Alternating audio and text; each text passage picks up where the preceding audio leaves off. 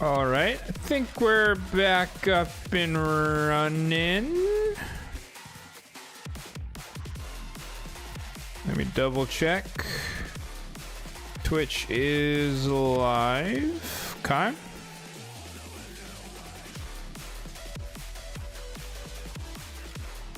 Double check YouTube. YouTube is live. All right. I don't know what happened there, folks. Sorry about that. Apparently the YouTube stream randomly stopped, but I think we're good. I think we're back up and running. All good. You guys didn't miss much. I was just blabbering about intro stuff.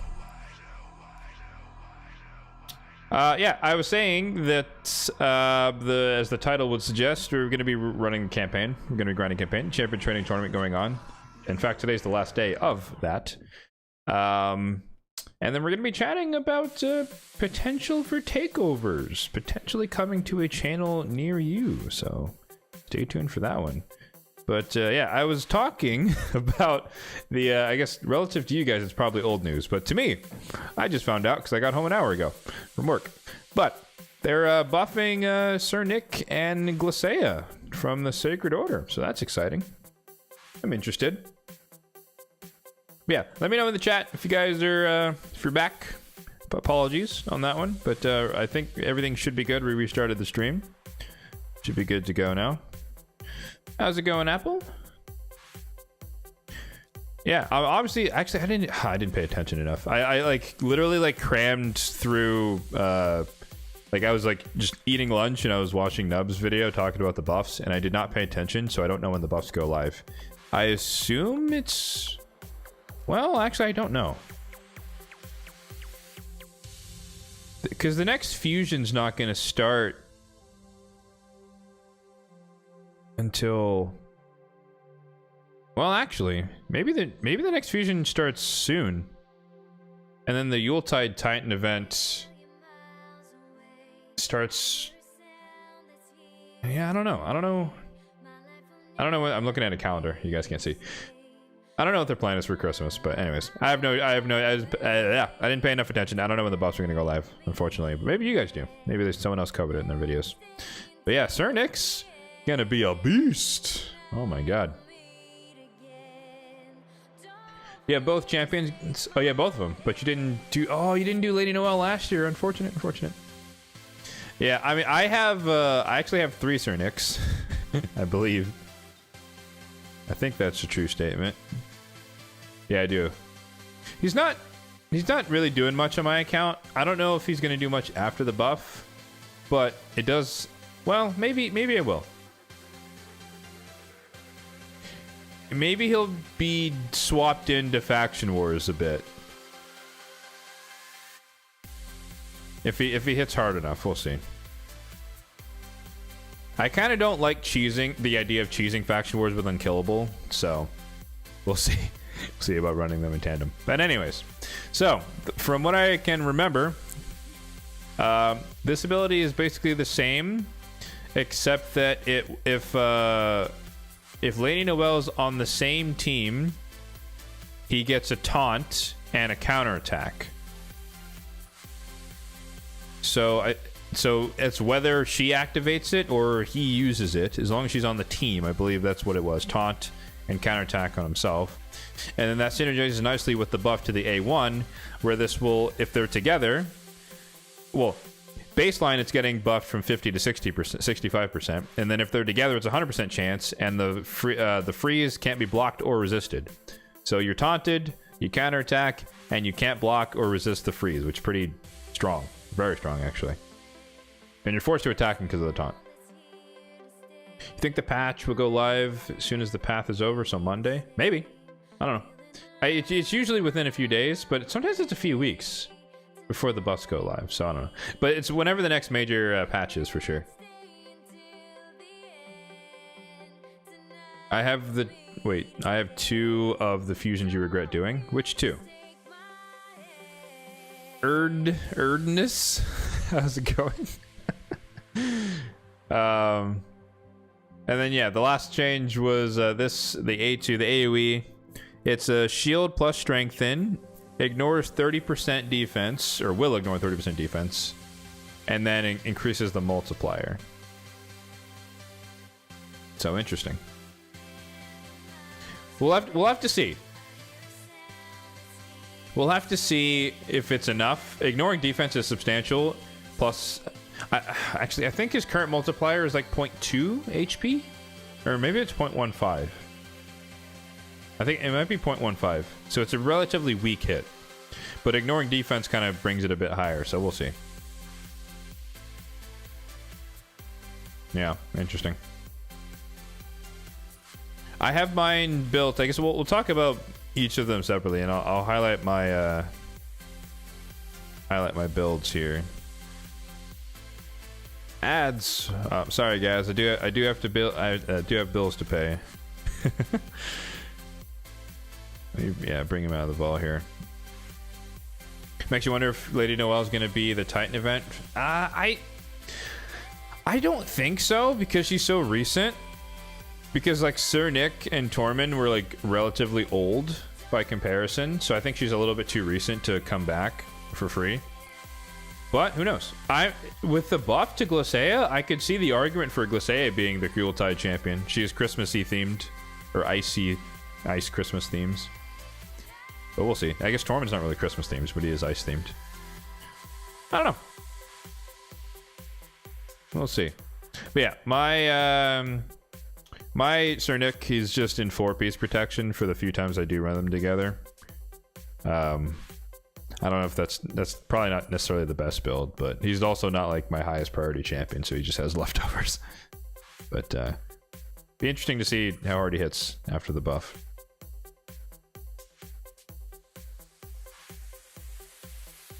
Think Glacea is not going to be good after the buff? I think it depends. It depends. Like if everyone else is in stone skin, then I guess she's irrelevant, right? As irrelevant as she was before. But at the same time, though, I mean, maybe it's not super useful, right? But well, I guess let's talk about the changes first, for those who may not be aware. This one I was like chowing down hard, so I didn't read everything because there was a lot of text. But I believe this is changing to where instead of one random debuff, it will spread all debuffs from the target and spreading it to enemies under freeze. So that's a good buff. This is changing to it will steal all buffs, no condition, and then place a weaken afterward. This ability is getting changed to, it looked like a 95% chance to freeze, which I hope is wrong. I hope that's wrong, but that's what it looked like. But, you know, not 100%, but 95% chance to freeze. And then it'll fill everyone's turn meter, not just herself, by 15%, and then plus 5% for each freeze placed by the skill. So if you freeze 4 enemies, you get an extra 20%, which could be substantial. You think the Glacea buff's really good? I do too. Hello, Steve. How's it going? They don't have to be under freeze anymore, do they? Yes. On the A2, the condition is removed. You just steal all buffs, which is crazy, and then you place the weaken afterward. So in theory, you could steal Stone Skin if the Stone Skin's still out there. But I think the main thing that kind of makes her interesting in the current meta is the change to the passive. This stays the same. She still can't be locked out, kind of like Raglan after her buff. She still has this. Whenever someone tries to lock you out, they get frozen. They can't be blocked or resisted. And then it still has the 50% baseline to deny it on other people. But what did it say? It gives her an instant turn, so she just cuts in line, and she could, you know, follow up with this or with this. And then for each enemy under freeze, there's an extra 25% chance to block or deny the cooldown increasing effect, which is a little bit backwards. Unless, like someone said in the chat, unless the order of operations is that you try to lock them out, you get frozen, therefore you increase the chance of it not happening. We'll have to kind of see. Yeah. So what I can say though is, as a person who does, how's it going, Lou?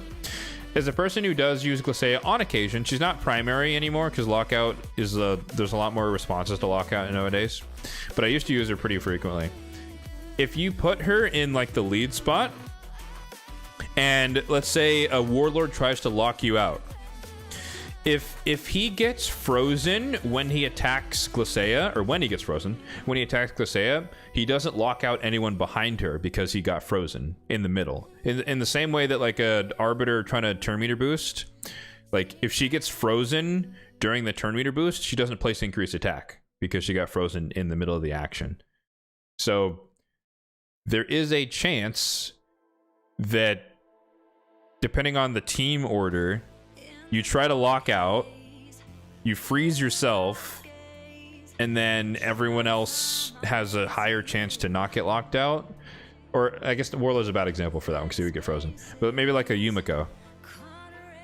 Because, well, I don't know. Is lockout like attacks where it happens sequentially? I guess we don't really know that. I would assume so.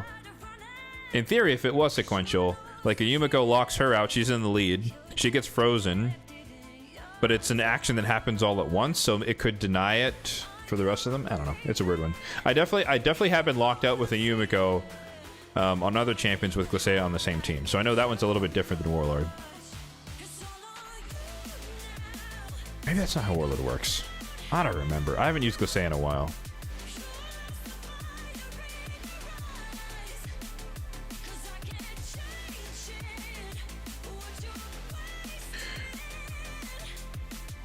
%50 to block lockout is good.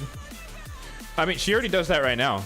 She already has the base 50%. It has a chance to increase if the enemies are under freeze. But I need to see that in action. I mean, well, I guess I don't need to see it in action. I can just test it. Although I assume test server footage will come out long before I can retest her myself. But nonetheless, I'm curious to see. No, I don't have any arena fights. Is there a lockout champion here? Nope. Anyone here? Lockout? I don't want... Ugh. There's a Yumiko here. We could try it out. The good thing is, though, I will say, I will definitely be using her more in Faction Wars. Because my biggest problem... Because mine's booked, obviously, you guys can see. But this was like, it's an 80% chance to freeze, which is like good. But when it, just like the 3% chance to get resisted, missing it happens a lot. And it's always on the one champion who's like the cleanser of the enemy wave. The Elva, the Autumnborn, doesn't get frozen, then she cleanses everyone else. So like, I just don't use her at all, basically, in Faction Wars. But this being effectively, or much closer to 100% chance... I might actually do it. And then stealing all buffs, too. That's a big change to this. So she's a weakened champion. She can steal all buffs. And then she can start, like, debuff spreading with the freezes that she places in her. Yeah, I like it. I like the buff. I don't think she's going to be, like, arena meta, necessarily. I don't think her kit's strong enough. But it'll be interesting. It'll be more interesting. More interesting than it is. She's already decent against Fabian, actually. I've used her for that. I think I made a video about showcasing her into Fabians. Because the way Fabian... Well, so I purposely run her in Lightning Cage so that guarantees it denies the extra turn from Fabian, and so he freezes himself, but he doesn't get the instant turn to cleanse it off of himself. So that was like the, the 1-star cheat code to go against Fabians. And then you just have a chance, the 50-50 chance to not get locked out on everybody else. But, yeah, she'll be interesting. Grim Forest?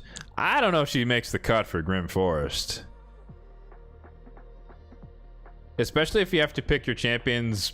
Well, at least maybe this first time you have to pick your champions without knowing the enemies at all. Like, we don't even know what the waves are. I don't know if she makes the cut. But then again, I would have 40 champions. Do I even have... 40. How many legendaries do I have here? 72. Legendary mythical 79. But I mean I'd still use epics. Let's do 6-star. 100 and something. I mean, I'm not limited to my, I'm not limited to only the ones that are outside the vault, but we'll see. Make a video breaking down who you expect to put in your roster. I don't think there's any value in doing that, because I'm just gonna put my best champions in, and then it's just a matter of, like, you know, proper grouping, right? So it's like, okay, I'm gonna put you know, Sify and Rotos are gonna be in the same half. Then, like, Karima's gonna be on the Sify side, and Korra's gonna be on the Narcisse side. Leonardo is gonna be with Donnie. I did that backwards. Like, I think that's all that is really gonna matter, but, like, I'm just gonna pick my best champion, so I don't know how much value that's gonna be to share. Like, you know, I could just flex my roster, I guess. But I don't know if it's gonna be, like, help other people, like, oh, I can use those champions that I don't have. You know, to me it's a little weird to do that, or just not helpful, potentially. But I could be wrong. Let me know.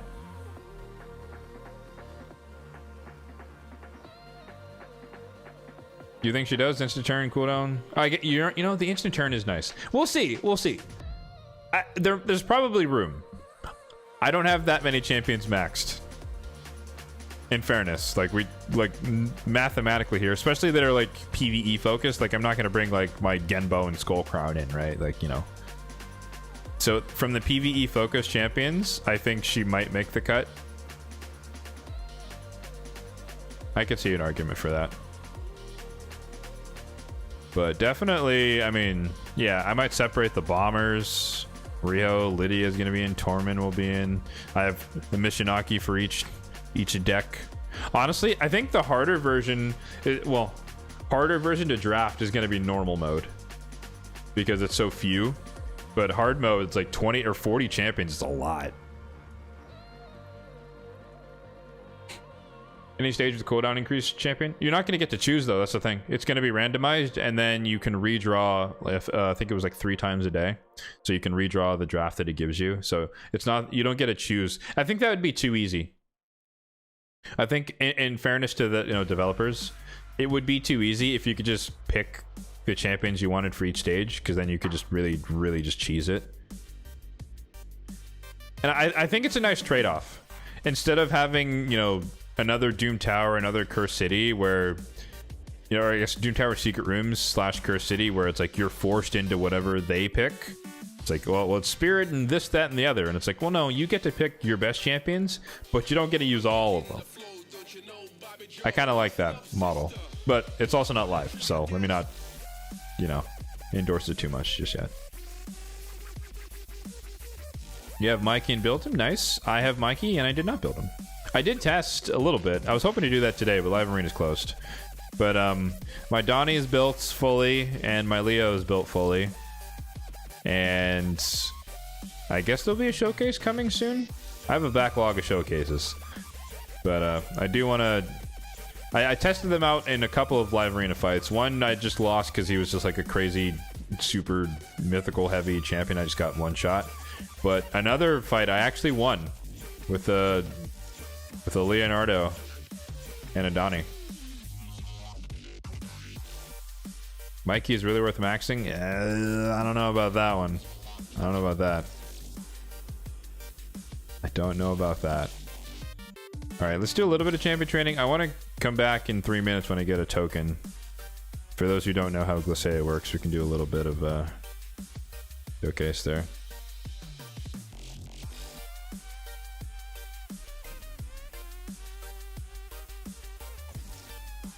Oh, you're right.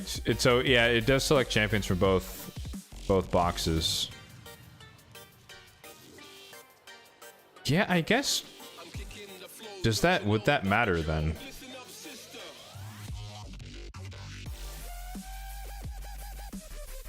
Are you more likely? I would imagine that you're more likely to get a. Gosh, I can't do probabilistic math on the fly here.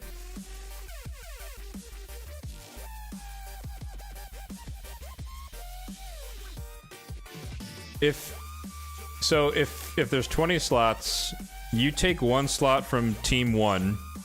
The odds of you getting the companion in the same team is higher because it's 1 in 19 versus rolling the 1 in 20 on the other deck. And so I think it's slight, but I think you'd have more advantage going. You'd still have a higher chance to get them grouped if they're on the same team. But I'm not a statistician. I never took statistics in high school, unfortunately. I think it would still be better to put them on the same team to increase the likelihood of them actually being selected together relative to independent teams. That makes sense to me. But that doesn't mean much. Drop in and say hi before you take the kids out for early Christmas parade. Oh, well, hello to you as well, and good luck. Enjoy the Christmas parade. 'Tis the season. Use Mikey on your Faction Wars 21 hard clear team. Faction Wars 21. What is he even? These Bannerlords, right? Oh, I can't even get past stage 14 on those, so kind of SOL.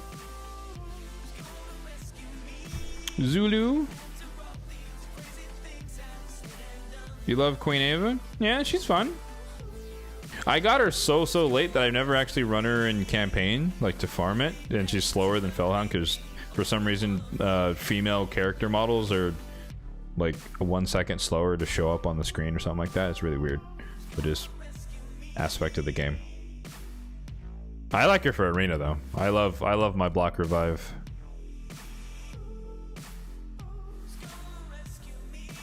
All right, so let's fight the turtles.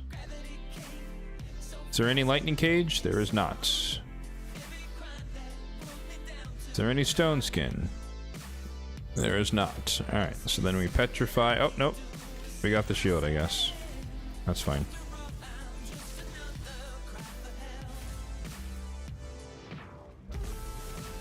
Ow!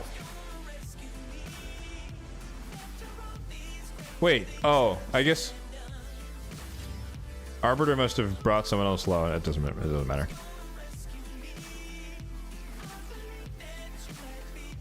Good max him out for heart. I think Mikey's okay. I don't think he's amazing enough to warrant me booking and using him. But I'm also biased by the fact that I have Stultus, who is really solid for like AoE stuns and whatnot, or I guess more reliable for AoE stuns. So there's that. But yeah, I'm just stuck on I'm stuck on stage 14 because I just can't survive. I can't stay alive is really the problem. And Mikey's not gonna help me with that. Like my one reviver that's tanky is Cod of the Rye, and she just gets killed by the boss. Unless... No, I think it's an AoE attack, so you can't taunt. That's not gonna work.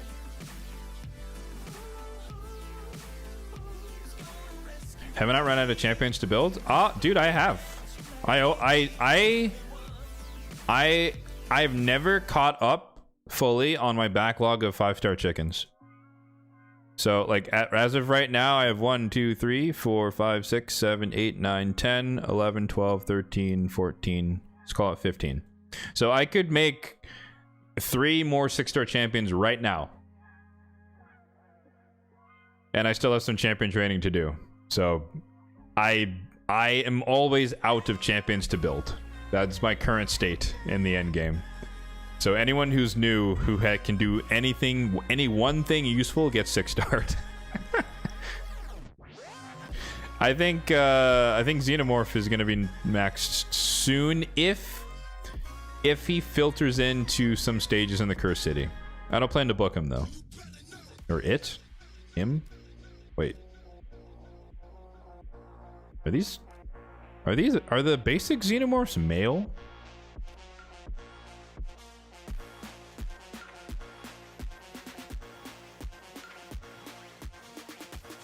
Because this is not a queen, right? So the queen would be female.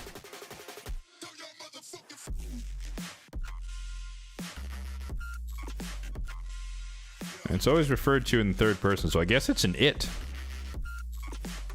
But I know they have genders.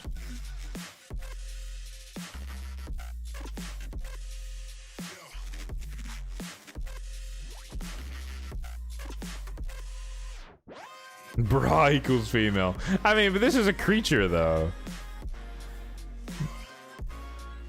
I'm trying to think of the canon. I know the queens are female, and I think it's like a hive. So I believe this is technically a male, a male xenomorph. But I'm not a big Alien fan, unfortunately. I'm not a huge or like a knowledge of the exact lore of these creatures. I was more of a Predator guy, personally. I mean, Alien came out, or the Alien films came out so long ago relative to me being born. I didn't actually, I don't even know if I've seen like the OG Ripley series. Anyways, all right, let's go die to some Fabians here just to prove a point. Let me test my my warlord theory earlier, because I could be wrong. So let's build a team so we don't die. We need Harima to not get killed by the cat. I'm gonna bring in my Nekaret 2 to protect Harima.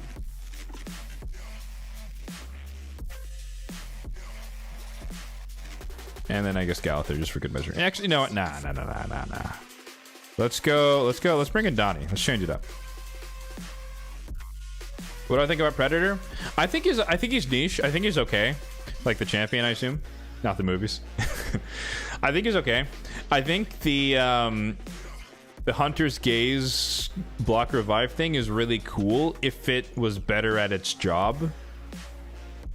Because that could be real. Like, if that was like, there's a nice in Form 2 and you just go with the spear and he dies, that would be freaking awesome. But it doesn't hit that hard. And also, it would be really powerful if it hit that hard. So, I don't know. Mixed feelings, but I wish that ability was what people wanted it to be relative to Nice's. That'd be kind of cool. But I don't know if it quite gets there, unfortunately. Need to watch the OG Alien films. I'm sure they are. I'm sure they are great up to a point. I know it kind of falls off for like 4 through 6 or whatever, how many there have been. But yeah. What's up? What's up, Darkside? How's it going? All right, so let's see. She's in the lead. Let's see if we get locked out here. Okay, so it was blocked on... It was blocked on Nekaret. Yep. She is immune. Harima did not resist it. Fabian got frozen. No extra turn because of the lightning cage. Oh, excuse me. Lightning cage / protected debuffs. We're going to protect her. And I'm sorry, hold on. Is this the right ability? Do I want to cleanse? I do want to cleanse.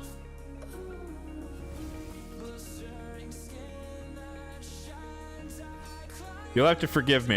This is like the second time I've used Donnie. I don't use them that much yet.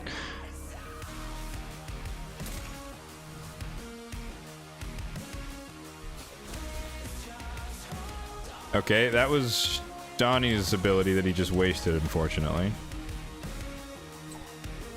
We reset. Kill him. He procs the passive. We weak hit Fabian because the game hates me. Are the buffs live? No, they're not.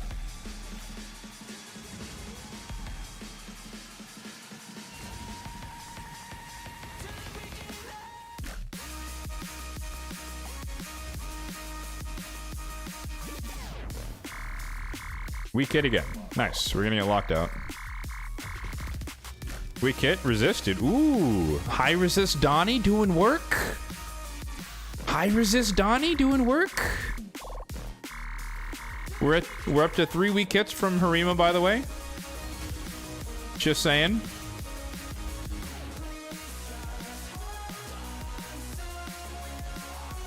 Everyone to the stream for later on and jump back in? We'll see. Okay, so ignore everything I said before. I was full of shit. The order does not matter. Fabian did get frozen, but he still locked out Harima, who's behind Glacea. So ignore all of my previous conjecture. But if when she's buffed, when she denies it, she would cut in instantly, get the instant turn, be able to freeze. The problem is the lockout champions are right after the speed boosters, usually, but before the nukers, who are most likely in PvP settings still going to be in Stone Skin. So that's why I like, it's a nice buff, but it's not, I don't think it's going to be that useful in PvP. Just because the nukers are going to be in Stone Skin, they're going to be slowed. Now, you could risk it for the biscuit, and you can just go for the AoE, her A2, her buffed A2, and try to steal Stone Skin. I guess that could work as an alternative to freezing them. You know, yeah, 50-50 chance. Could be worth it.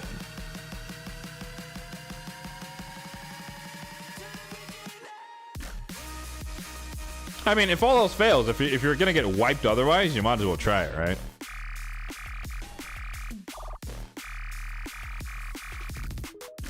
Speaking of Queen Ava, let's whip her out a little bit. Very first Aliens and Masterpiece sequels are a mix. Yeah, I mean, you know, I've obviously heard many great things over the years. Oh, we got resisted on Empress. Doesn't matter. Good night. Followed by good night. That was one hit, by the way. There's 2 hits on that ability. Fun times. Yeah, it's just on my list of movies that I just haven't like gone back and watched.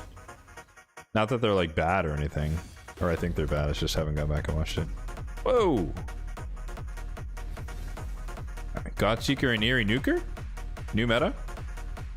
What the? Why does he have a Wand of Submission on his Aniri?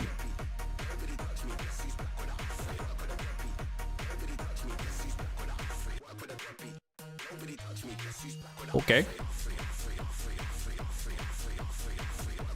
My dude must be swimming in wands, bro. He just puts them on everybody. Why does your Godseeker have a wand? Can I get one, bro? I have one. Clearly he has too many. Clearly he has too many.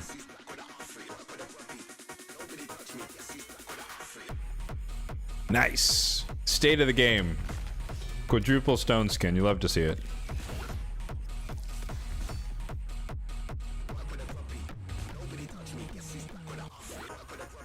Yeah, for anyone wondering, how do you counter the turtles? This is not 100% guaranteed, but unkillable block damage is your friend, and bombs are also your friend. And lockout, of course. So for me, it's speed, lockout, block damage, bomb, and wait. Ideally, your block damage / unkillable champion would be faster than anyone else who touches them, but I can't make my Rosh Guard the Tower 350 speed. Nor do I really want to be honest. That would be too fast for a very niche champion. My Rosh Guard's unbooked, by the way. So I think it's a 6-turn cooldown unbooked. So he basically gets to block damage one time and then never again for the fight. He does have a refreshed accessory, so every once in a while he gets it back to back, which is kind of fun. Is there another turtle team? Oh, there was.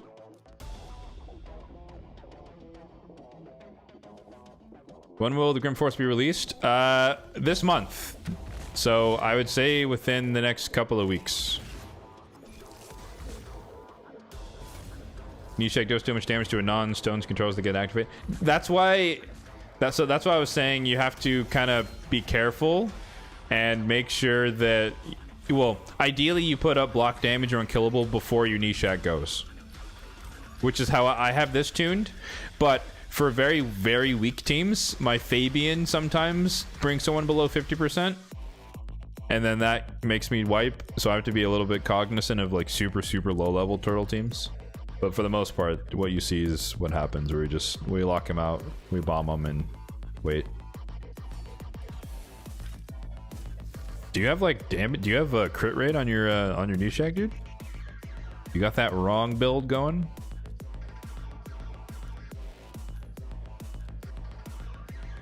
All right, UDK, how do I want to deal with you? Let's go this one. Just happy to be on the team.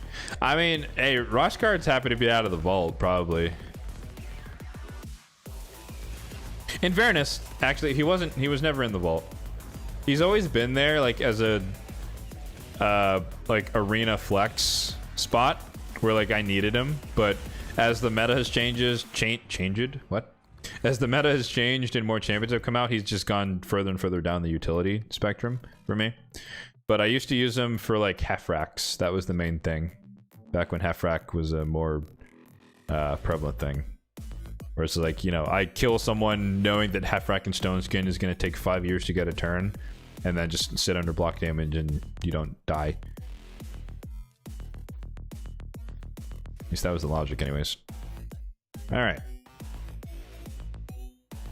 I'm excited though. I'm excited for the Grim Forest. I'm liking what I'm seeing. The bosses, well, we only know 2 of them, right? Officially. The Mimic sounds annoying. And I wasn't sure if... It wasn't clear to me if he just like eats your champion and then spits him out, or if it's like Hydra or he like actually eats your champion. I couldn't tell. I hope it's not another Hydra situation where you just keep losing your team, or like Dark Fae. I hope it's just like they come back after 4 turns, or you break them free, I guess.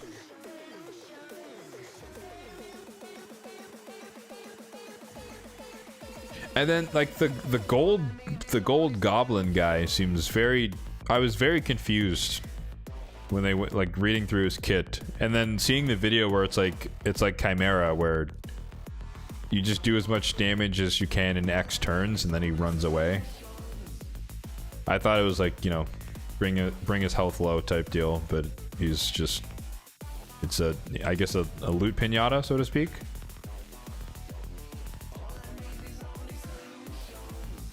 When is the Christmas fusion coming? I can look at historical precedent. Let's see. Let me scroll down. Actually, you know what? Why not? Join me. There we go. So last year, Lady Noel started December 16th on a Monday. So it could be on the 15th. Could be on the 11th. Is probably too soon, because it's usually 2 weeks. So I would say it's either the 18th or the 16th. Or no, sorry, Monday. The 15th or the 18th. Monday or Thursday. That's the typical start days nowadays. And if we go the year prior, Blizzard was on the 14th, which was a Thursday. And then I think that's as far back as it goes. Yeah.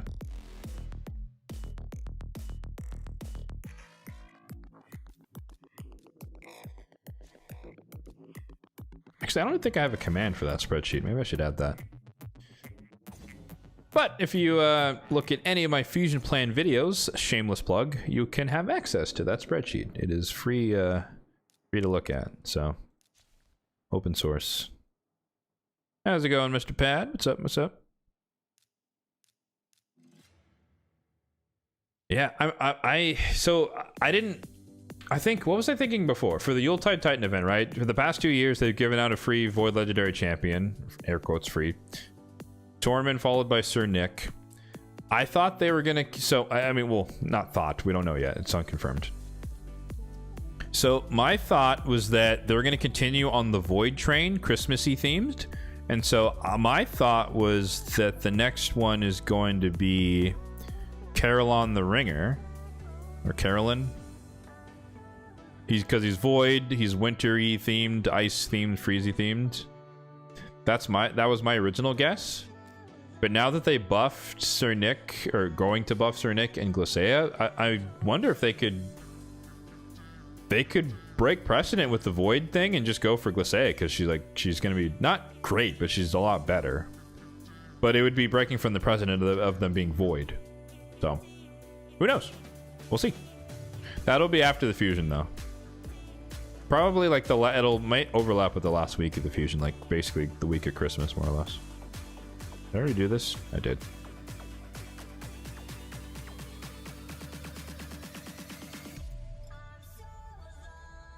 All right, energy. Let's see. We got 3 days for these two, so let's run through these. But yeah, we'll have to see. I'm interested. I always do them by default. So if it's a redundant champion, then it's a faction guardian for me, which is still worth it.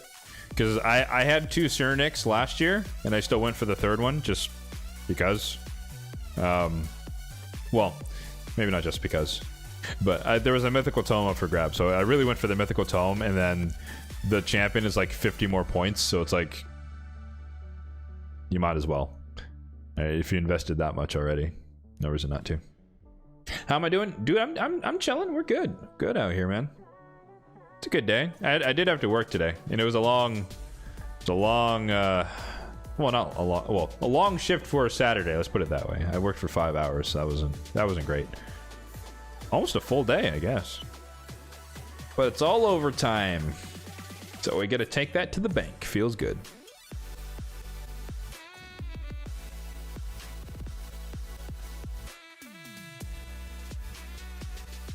So lazy during this fusion, since you skipped it. Nice.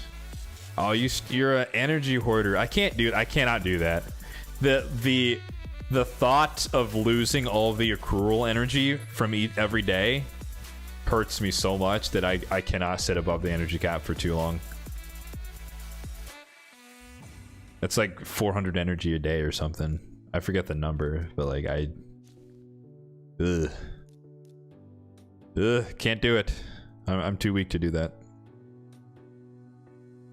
1, 2, 3, 4, 5, 6. I think I'm on voids. Yes, void rares. You're next. And nice uncommon. All right, let's keep it going here. Can they introduce a new champion, or will it be one of the existing ones for the Titan event? I guess they could do it with a new champion, but the precedent has been previous, specifically for the Yuletide Titan event, I will say. But Titan events in general could be either. Like, obviously, April O'Neil was a new champion at the time, and she was offered guaranteed in Titan event, so could be either. Precedent would suggest it will be an existing champion. Chernik buffs are insane. Yeah, they are. I'm keen to see how the A2 fares, just because HP nukers, regardless of whether or not they ignore defense, a single hit is typically not enough to really do damage. But I think he will have the highest defense ignoring automatic AoE for an HP based nuker? Question mark? I think that's a true statement. Like, obviously, Empress can build up to higher, but I'm talking about, like, baseline. I think Narcisse is 15? Or 25, never mind. So I guess he's could be a little bit weaker than Narcisse's AoE. Depending on the multipliers and whatnot. But there's no chance for a double hit, so... Narcisse's single hit is not very strong compared to the double hit.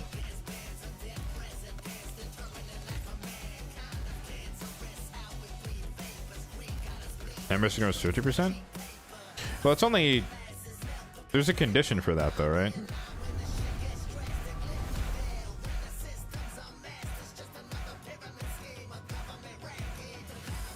Oh, accuracy is higher. Oh, okay. I had it backwards. Oh. Fair point.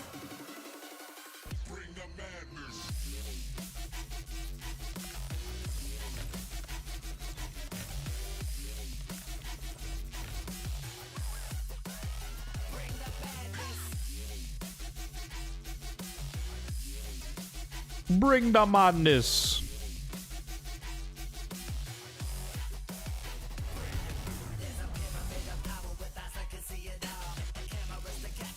Exciting to wonder who they'll pick. Yeah, I mean, it's I am not a fan of speculation just because to me it's pointless. It's like just wait until you know versus trying to like guess and do all this preparation stuff. It's like, hey man, you know. But a lot of people love speculating, so I'm not gonna say tell people not to. At the same time, you got a fun synergy for bombs? Do tell. I do love bombs. Oh, you didn't you didn't know that Lord Shazar? Yeah.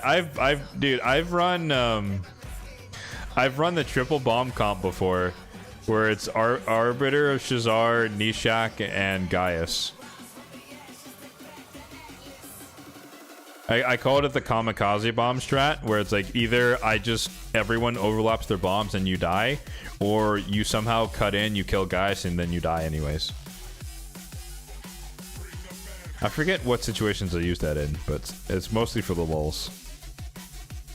But yeah, anyone who can decrease bomb counters can decrease anyone else's bomb counters. That's universal.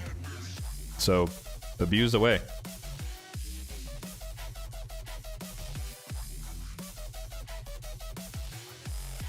That's why I like, even when I run that team together, just because Lord Shazar's is the worst because it's conditioned on a crit and reaction is still a thing, albeit less popular, but still a thing.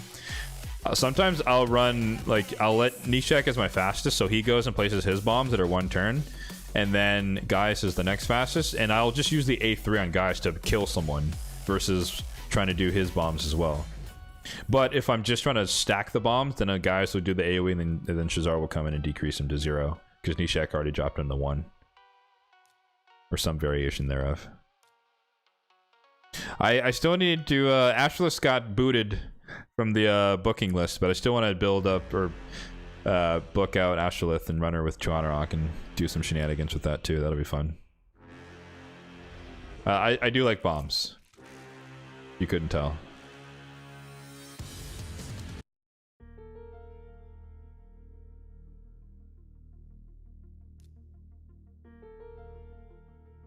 All right. So, let's talk, folks. The title is what the title is, so there is some truth to it. I put some serious thought into potentially starting takeovers, but PvE exclusive takeovers. Pauses for gasps.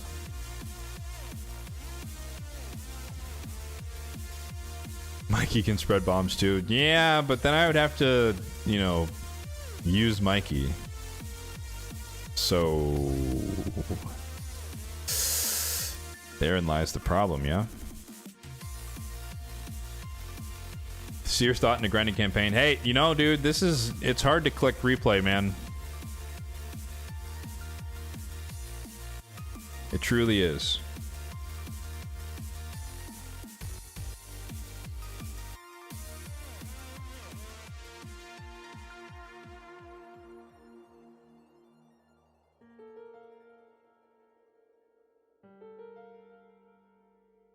All right, so let's see if I can put this on the screen here. I don't know how well this is going to show up, actually. Oh! Apologies for phone users. All right. Oh, that is horrendously skewed.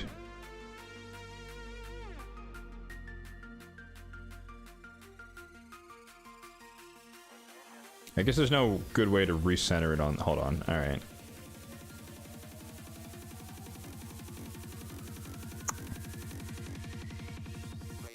Well, that'll work. Anyways. All right. So what I'm thinking, and I'm open to lots of feedback because I'm just in the planning stage. Just because they will be free, but it's like crowd-funded, so to speak.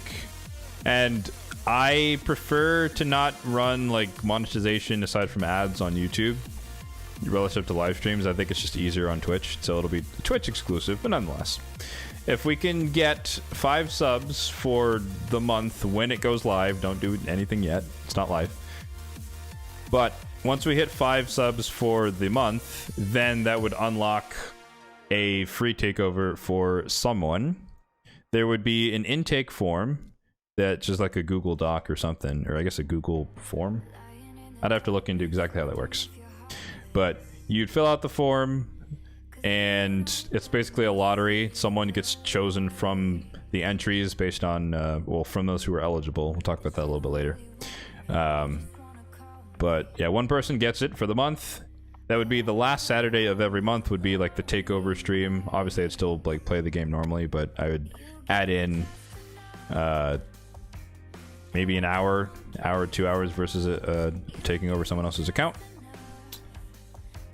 Sorry, I'm also trying to make sure we're maintaining the campaign here in the background. And so then, I mean, this is just logistic stuff, so it's not that important. But let's see. Yeah, I'm thinking it would be open, like the the survey, so to speak, would just be like you answer the questions. It'd be open from the first of the month until after the penultimate stream, which means the second to last one for the month. So like, I guess, you know, most cases it'd be the 3rd week. So after that, then it would just be closed for the last remainder of the month, and then the person would be chosen during that 4th week, and then we'd do the stream on the 4th week. Basic rules has to be PvE. It's not that I can't do a PvP takeover, but I'm not the best person because I don't use Stone Skin, and Stone Skin's the meta. Obviously, I know how to build champions, so I could technically do it. That could be the room to expand later on, but at least to start, I want to keep it to my area of expertise to make sure people get a good value. That's the kind of the goal here, good value. But yeah, 20 million silver. I think that's a fair thing. Maybe that should be lower now because gear swapping is free, so I'll have to think about that. But that's kind of a good benchmark, just so that you have funds to actually rebuild champions if need be. What else here? Discord. I think that's kind of a given. That's like the primary mode of communication. And then I'm not going to say that the person necessarily has to be there on that particular Saturday. I would prefer that they're present just to kind of give like live feedback, or at least like, you know, chatting in Discord or something. But I don't think that's mandatory, so I'm not going to enforce that necessarily. But that would be ideal. Minimum gems. So I don't think masteries are going to make or break the content, right?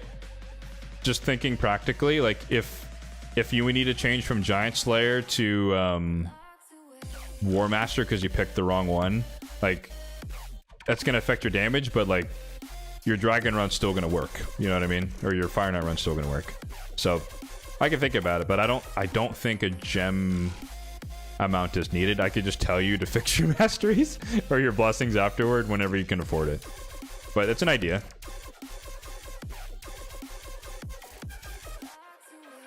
So let's do gem minimum. Yeah, this is a live Google Doc here, so this is nothing is permanently set in stone. Like I said, this is a work in progress here, just kind of planning it out. For Amius content, masteries can be make or break. True.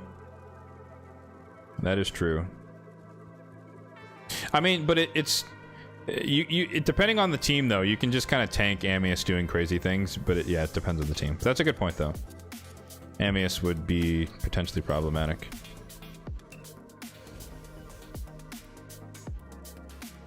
And then the next bit is what I kind of want some feedback on.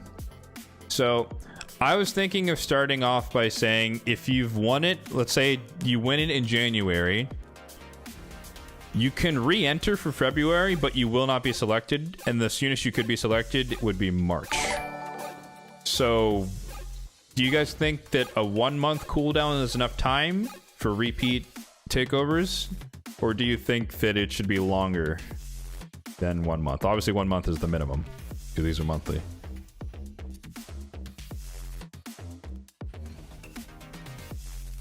At least from my perspective, I'm anticipating that, you know, most people don't know who the hell I am. So there's not going to be, you know, 20 people trying to get takeovers. And so I could be wrong, but I imagine that the list is going to be relatively short. So such that at least in the beginning, there's going to be room for repeats. But I just don't want, you know, the same person getting it 3 times in a row or something, you know.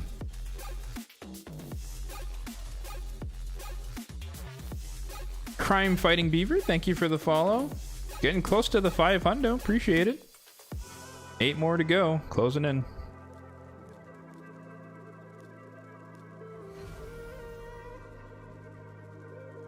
Oh, and for those familiar with Twitch, Prime or your Amazon Prime subs would count. So if you have Amazon Prime already, and then you were to graciously send that my way, then that would count towards the 5 for the month. So it might, again, at the beginning, it's probably going to be a tough goal to hit. So we might just have to do some pro bonos just to kind of get the ball rolling. Proof of concept. So again, more logistics and whatnot. But at least that's the thought, is that once it kind of gets going, once it's established, then it would be the 5 subs for the month. Just to kind of give, you know, it's effectively free, but it is a use of time. So it would be a little bit of compensation. But yeah. That is the thought. Instead of charging the person directly, which I don't know. I don't know how I feel about that. I don't think I'm that good to, you know, charge an individual X amount per hour or something, or per session. But it's kind of like crowdfunded, so to speak. Or if you want, you know, if you want your name in the pool, I guess. Yeah. Anyways, those are my initial thoughts. I'm not gonna spoil. I mean, you know, the questions aren't that crazy, but I'm thinking, you know, I need your username, how long you've played the game. That just tells me, like, are you end game? Are you just starting? Whatnot. I'm thinking of, you know, I could technically do Demon Lord Clan Boss. I'm not an expert, but, you know, people working on that one, unless you're picking something super low. Dungeons, of course. Faction Wars, normal. Doom Tower, hard, normal. Hydra Clan Boss, Curse City. I need to think about if I want to separate Amius from these, but I think he'd be in scope. Chimera, of course. Faction Wars, hard. I put Grimforce on here for now, but I need to see it and do it a bit more before I think I could actually offer that as a service. But I'm just kind of future-proofing, including that. Silver, access to Discord, and then a couple of disclaimers. So, I don't know. What do you guys think? That's the that's like the first cut. So obviously I stream every week, so I'd be committing one of those weeks to be a takeover. The other 3 would, or well, part of one of the streams would be a takeover. The rest of them would just be kind of these normal gameplay styles. And, you know, obviously it would be nicer to do more, but I have a full-time job. So, you know, I do what I can in order to make the content, videos and streaming as well. So I don't have the bandwidth, unfortunately, for streaming more often, which would mean that there'd be more room for more takeovers. But yeah. Don't use Twitch, but you have Amazon Prime? Yeah, I mean, you know, it's not that you have to watch via Twitch. Technically, you could just, if you have an account, you could log in, send the Prime, and then still watch via YouTube. There's no restriction on which channel or which platform you choose to watch on. But I just don't have the YouTube join button active because I don't have anything to offer. For, you know, I don't want people to send me money for the sake of sending me money, right? So I want it to be for a purpose. I can't think of a reason for you to join a monthly subscription on my YouTube channel. I don't know. At least nothing exists that would be worth it at the moment. But I guess the argument could be that if it could be part of the takeover pool, that's an idea, but we'll see.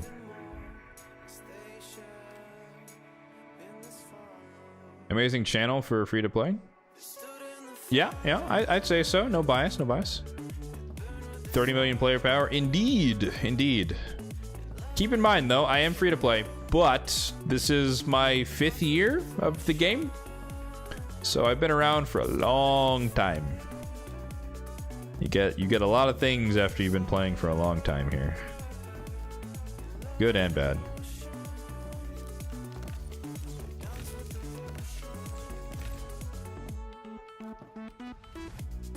And I think, you know, free to play does not mean unfortunate. So you can be a very, very lucky free to play, or you can be a very unlucky free to play. I think overall, I'm skewed towards lucky. Maybe. Some would argue I'm definitely lucky, but it's kind of pluses and minuses. Which I think is true for everyone, even though they may or may not see it that way. But everyone's lucky somewhere. At least that's my theory. Statistically speaking, that should be true. But I have my pluses and minuses. I am a hoarder? A hoarder of... what? I might agree with you. But I don't know what you're referring to.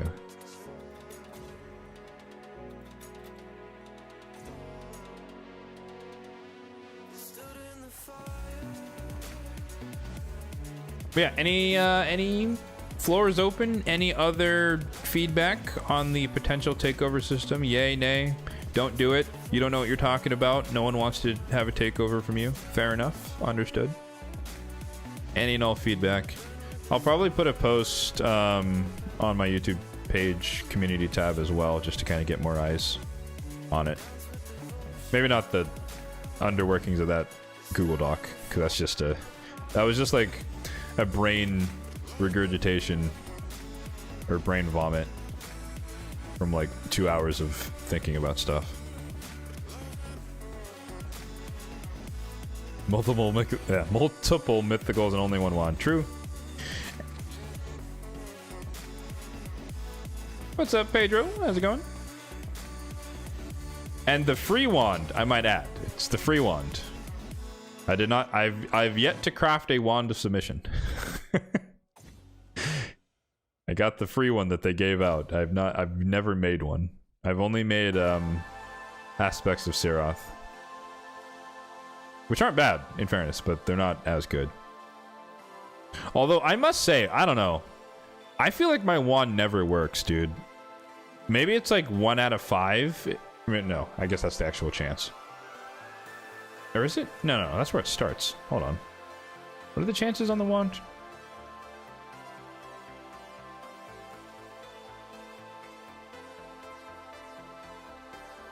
No, it starts at 25. Yeah. Yeah, okay. I know I had it right. It feels like it's 1 in 5. But this is a level 5 one, so it's a 45% chance. And I've literally had fights where I attack them, like my Siffy, for example. I'll attack them with their A1, and I will sleep myself 4 times in a row. And I'm just like, all right, 50% chance, by the way. And then my Galather will not reflect shit for like 4 turns. And I'm just like, is this thing on? Hello? What's happening? I think every once in a while I've like stunned an Odin. I think I've only seen my Galather reflect a sheep maybe twice. Most of the time I just get sheeped anyways. Which is crazy.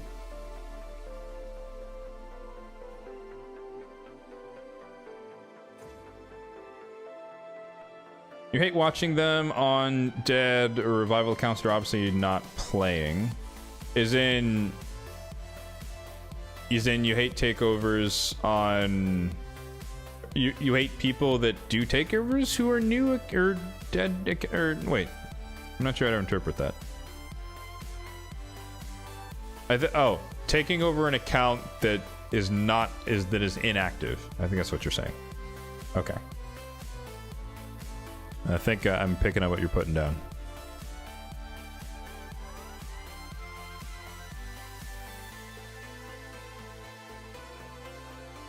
Yeah, I think my intent of the questionnaire slash eligibility testing and communication is so that I will vet whoever wins, and also it's like it's not what I don't like is when people just do a takeover and say all right, and then they ask you what you want them to do. It's like no. When you apply for the takeover, you say I want help in Fire Knight hard.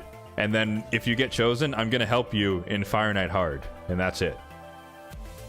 So like the scope could be as small or big as you want, but you tell me ahead of time what it's going to be. That way I can say like, oh, I need help with Demon Lord normal. And it's like, well, you probably don't need a takeover for that one, you know?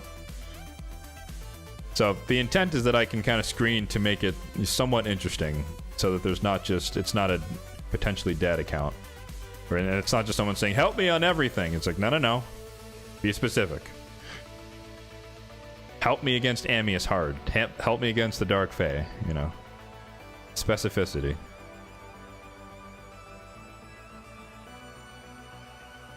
Gonna do takeovers? That is the potential plan.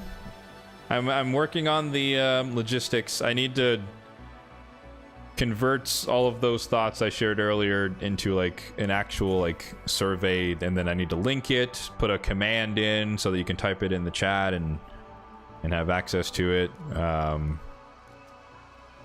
then obviously that survey needs to link to a Google Doc that stores all the data that I could then randomly select. So there's a lot of prep work and testing to... I'm not an expert in all of those things, but I might become one, I guess. We'll see. A takeover for me, it might be interesting, given I'm free to play. Could be. It's a different perspective. But at the same time, I don't think the free to play status is better or worse, because even if I don't have all the champions in the game, you know, well, maybe not. Let me not use myself as an example. But for anyone who doesn't have everyone in the game, that doesn't mean you also don't know what the meta is. So, you know, you can always. I think most people can help other people in general, just because of just applying general knowledge. Like, bring freeze to Fire Knight hard. You know. And stuff like that.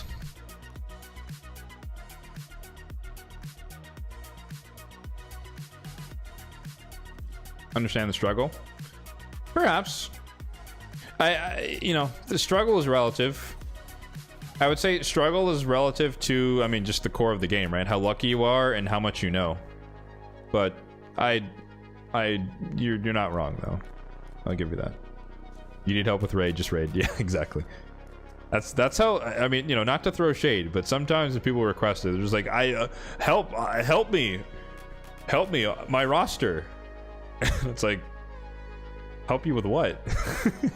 You know, like if you don't know what you need to do, then how am I going to tell you what to do? And stealth rogue, thank you for the follow, appreciate it. 493, we have 7 to go.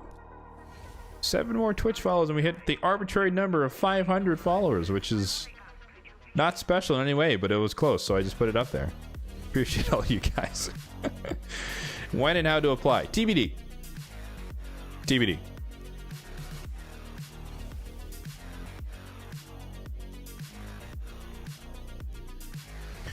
Yeah, I need to, like, all of that infrastructure, I need to get it set up and test it and make sure it works, make sure it's all connected, make sure I like it as well before I can turn it to you guys. So I don't know. Definitely not January. Maybe February if I can get everything going. I will have time over the winter break to try things out. So I'll be off at work. So I'll see what I can do over that, but no promises on January launch.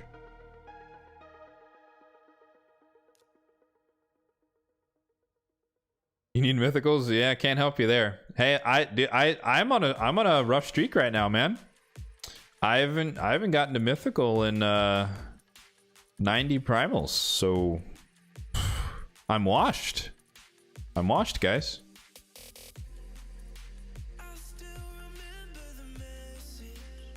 Or 95 primals. I haven't gotten a mythical in 95 primals. I lost my mojo. It's over. I'm cooked, as the youngins would say. Or do they say 6-7 nowadays? Who knows? Too old.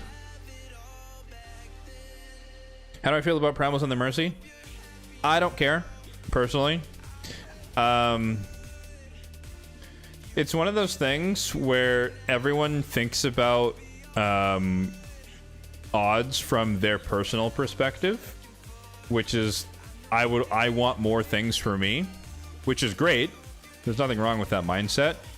But when you apply that in aggregate to a giant global game, it collapses.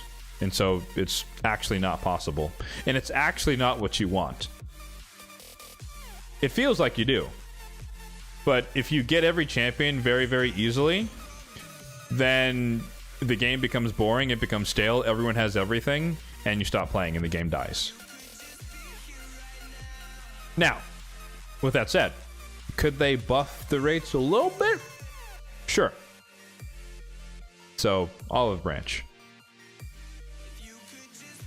So, personally, I don't think they're too low. I think mythicals should be fairly rare given their potential power level.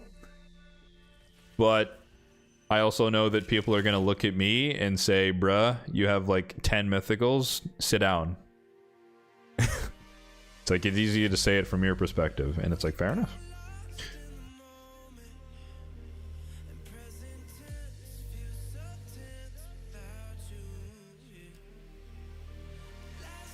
I'm actually quite, relatively speaking, I'm unlucky with legendaries from primals. Believe it or not. I can put this up on the screen here. Filter it to the right size. So this is my personal Mercy tracker. There's a general one linked in other videos. But like I said, I'm at 95 right now. And then I guess 59 for relative to legendaries. But if we scroll down here, where my secret numbers are, which is really tiny. Let me zoom in a little bit. Ignore the really, really single digit numbers for a second. But I've managed to get 5 mythicals thus far. Really lucky. From 205 primals. So my rates are crazy. But from that same 205 primals, this is 100% during Primal 2X, by the way. I've only gotten 2 legendaries. So my rates are literally inverted. Because it's a 1 in 50 chance for a legendary. So I would have, on average, I would have 4 legendaries and then 1, well, I guess 2 mythicals. So my rates are, at the moment, they're inverted. As crazy as they are. So I've gotten more legendaries than mythicals from 205 primals. I think I'm gonna do, I don't know, maybe like when I hit 500 primals, I'll do a video talking about what my rates have been. I don't know how long that's gonna take. Because I did one for like 1,000 voids. And if anyone's curious about my void luck, I've pulled 1,522. Yes, that is exact, by the way. I've tracked that meticulously. But I've 1,500 voids, so we're a good ways away. But I plan to do a subsequent video talking about when I get to 2,000 total voids pulled, how many void legendaries have I gotten and the quality thereof. So that'll be interesting. How long have I been playing? 5 years. I'm 5 years in. Obviously, primals are skewed towards the last like year and a half, right? Because they didn't exist. But yeah, this is 1,500 voids that I've pulled in total over the course of 5 years. So it's not like big sessions or anything like that. It's just a little bit over time.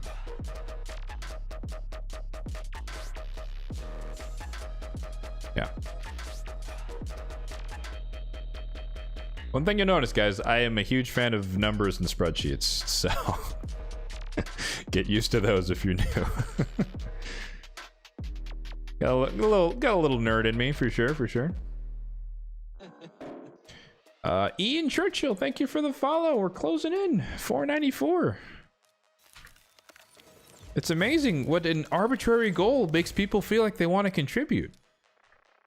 It's like advertising strategy here, guys. I found the secret. It is kind of interesting how that works, though. Like, that was obviously sarcasm, but it does actually work. For some reason. Or maybe it's just a reminder, like you see it on the screen, you're like, oh shit, I actually haven't subscribed to this dude, or followed the dude, so I'm gonna do that. Free to play and super unlucky, really bad combo. How long have you been playing, though? Luck is relative. Well, it's not proportional to time, but you need time to get lucky, if that makes sense. On average. You could get lucky right out of the gate. Like, your first shard could be Duchess or some shit. But statistically speaking, that's not going to happen. So the longer you play, the more likely you are to have a lucky moment. Just under 2 years. I don't know. See, like I said earlier, I think people undersell their good fortune because they're too busy comparing to people who have better fortune. But what do you define as super unlucky? Like you have one void mythical or void mythical. You have one void legendary and it's like Toggeron or something. Or unlucky is like I've pulled 50 primals and I don't have a legendary or I don't have a mythical. It's like, well, you only pulled 50, right? And the chance is 1 in 100. Or 1 in 200, depending on how you did it. And honestly, just based on how the people's shard pulling habits that I've observed compared to my own, because obviously I'm ridiculously, I'm a hoarder, I'm very meticulous with it. The amount of times that people just YOLO pull when the rates are like bare bones and they don't get anything, and then they complain about being unlucky when it's like, yeah, if you always pull when the odds are the worst, you're gonna get worse results. Like, but it's like, if you're saying I've pulled 2,000 ancients, they were all during 2Xs, I have 5 legendaries because they all went to Mercy and they all suck. Then I'd be like, all right, dude, you're a statistical anomaly. I'm so sorry. I've not met that person. So,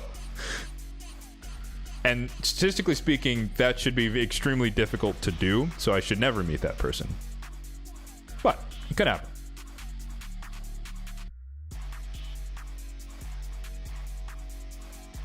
$200 voids during a 2x. There's always a chance for that.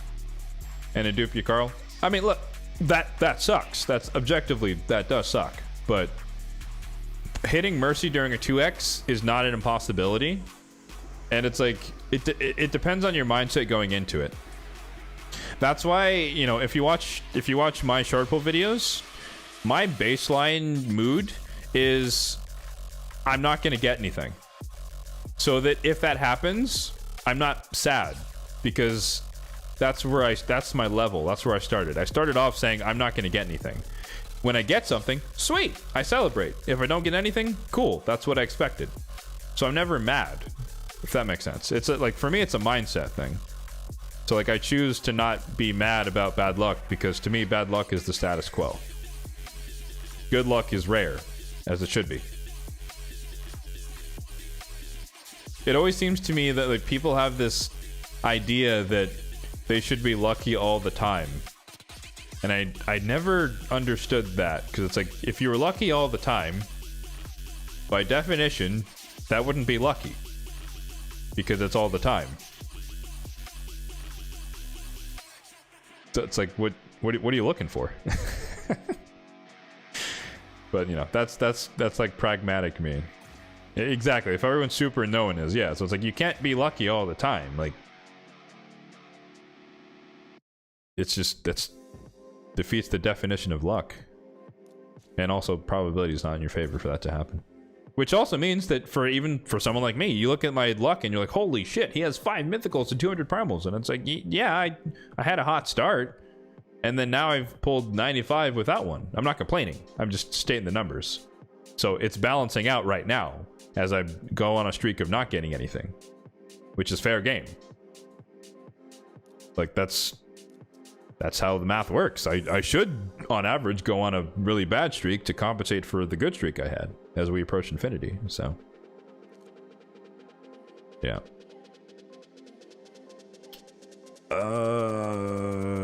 Okay. I was confused there for a second. Claim this, because I don't want that to expire. I guess we might actually run into reset here, folks. I started the stream so late that we're kind of dovetailing. I don't want to waste this right now. I went to sleep early yesterday, and I just missed, I guess, like the hard clan boss, and it reset my timer, so I have to wait until I think like 6 p.m. No, that might even not be late enough. I mean, it doesn't matter. I'll reset it in the morning because I get up for work at 6 a.m. So I'll just wait until after reset because obviously it's just useless right now. All right, energy. What else we got? 175. Let's keep it going. We're grinding. I have a lot of energy to burn to get through. We're going in for the 12K, 12,500. I don't think I'm going to stream the entirety of that because we have good ways to go. Ooh, Chaos Ore. Actually, hold up.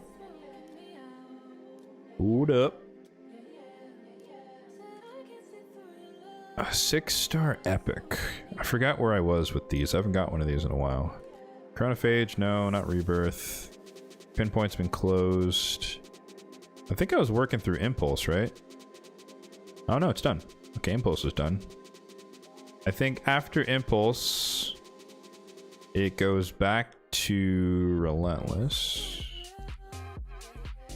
And then I believe I wanted a Relentless chest the most.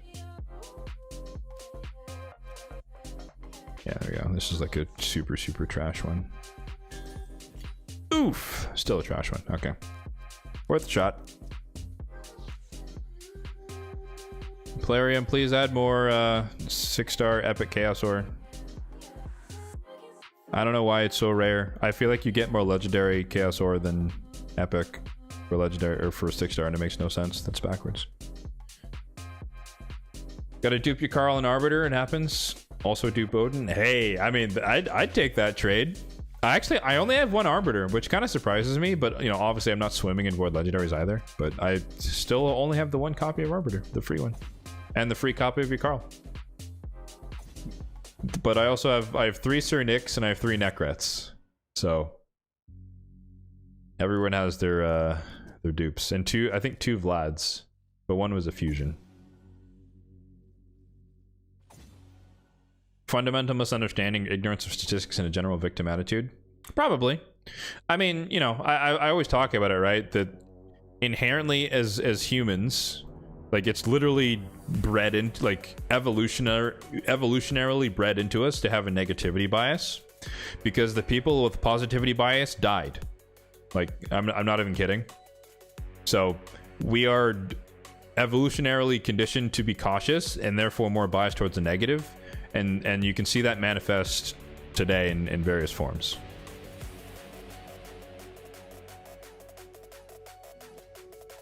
And for anyone who doesn't know what that means, essentially it's like the caveman who said, this berry's probably good. Yeah, he died. And the caveman who said, I don't know if I trust that berry. I'm gonna go hunt the thing I've been hunting. He survived. So we're descendants from the second guy, because the first guy died to poisonous berries. Simplified example. But what's interesting, if you scale that forward, you know, that's why what did I read recently? Like rage bait was the word of the year, or not the word of the year, but like the Oxford something like that. But like rage bait is so prevalent because it's so easy to rile people up because we are so biased towards like things we don't want to hear and things that are negative. The new entry, okay, that's what it was. Yeah, but like rage bait, like it works so well on humans because we're conditioned to be biased towards the negative already. So rage bait really works versus you see some cathartic content and it's like, aw, and then you move on and you're like, wait, what did that guy say? What did he say? And you freak out about the, you know, the thing that makes you mad, and then like the cute cat picture gets 3 seconds of your attention. It's human psychology is very fascinating. Very, very fascinating. That's why purposefully I try to not rage bait with my content. Not going to name any names, but it's very, very easy to make rage bait raid content because it's the game that everyone loves to hate. Or one of the games. I mean, people love to hate every game, to be honest.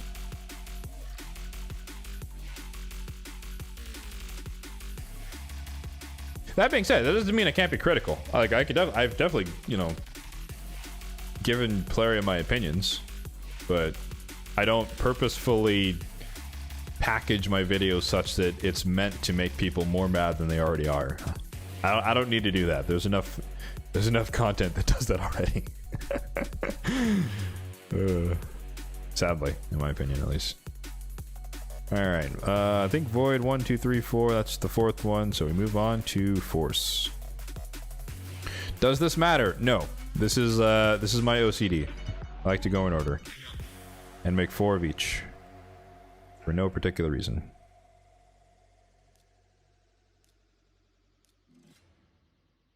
$2026 goal: only pull shards on 2x events, free champions if they're really going to help the account. That's a good goal.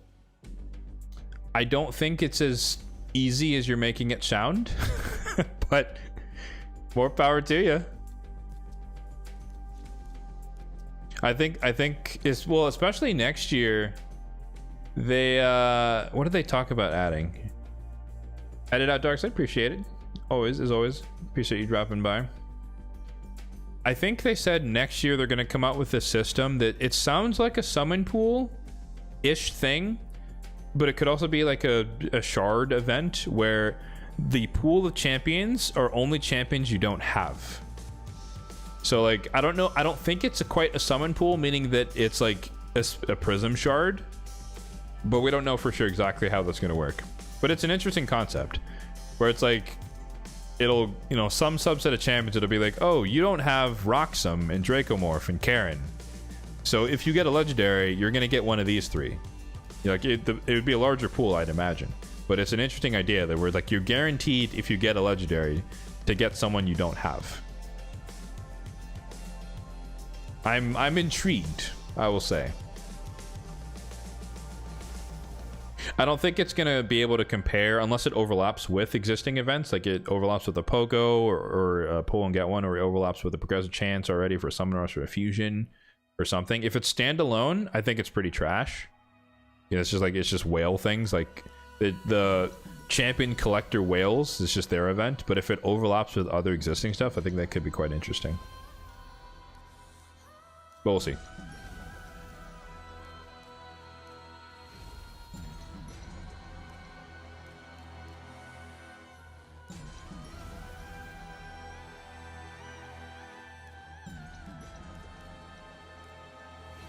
All right. These guys are done. We upgrade them.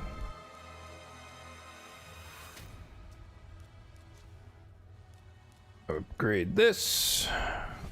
Upgrade these. And then we can crank out another 5-star chicken. And add it to the reserve vault.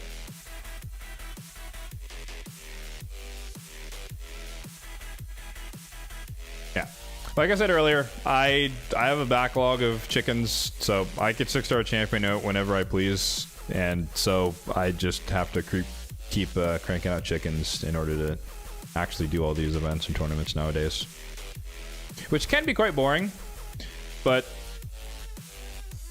I don't know. I don't mind it that much because it's like I'm like laser focused on the rewards here. So this, you know, this could be a really good merciless piece re-rolling into something god tier, right? And then legendary tomes are always good. So I don't mind doing it. But I definitely understand when people don't want to grind the campaign for hours and hours and hours. Makes sense.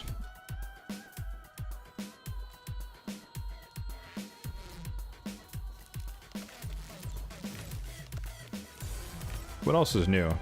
Oh, I posted my my most watched channels for the year 2025. So for those on I mean, I guess in general, but if you guys go to your YouTube channel, you should be able to have that summary for your account. I found the stats quite interesting.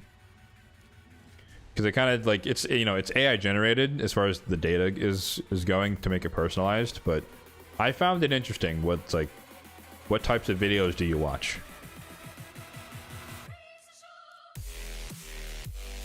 And for me, I think it's definitely biased towards any channel that you watch who makes more videos or makes like, you know, daily videos. They're gonna bias your results. So for me, it was like my top 3 were all raids. So it was Ash, Nubs, and Scratch. And it's like they're the most consistent raid content creators, if that makes sense. I want to say at least on average, I would say they have at least a video a day, if not multiple a day.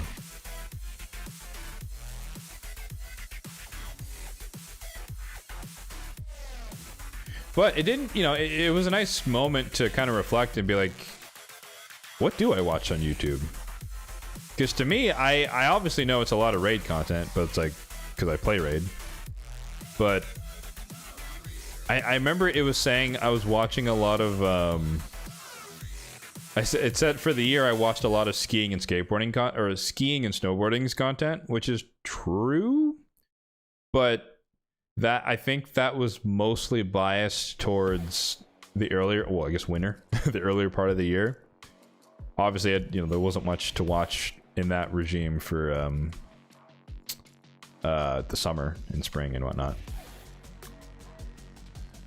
But that being said, I did discover a channel at that time, and I like binged watched a bunch of his videos because he does like POV snowboarding type videos.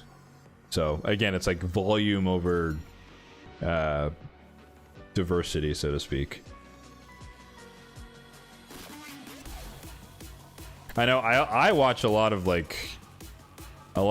sciencey stuff, a lot of economic stuff, but it's so spread out. Aquas. Okay, turning into a baby over here. Aquas. It's so spread across different channels that it's not going to show up as like a peak. But that's definitely something that I know I watch. A lot of astrophysics and complicated physics, complicated math.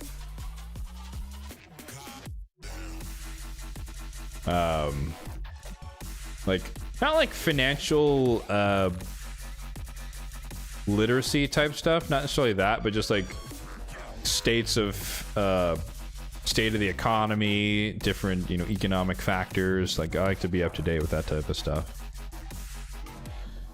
So yeah, it's like I said, it's interesting to go back and like reflect on like, oh yeah, I do watch a lot of this stuff, or I did have a binge on that earlier this year or something like that. So it's kind of interesting.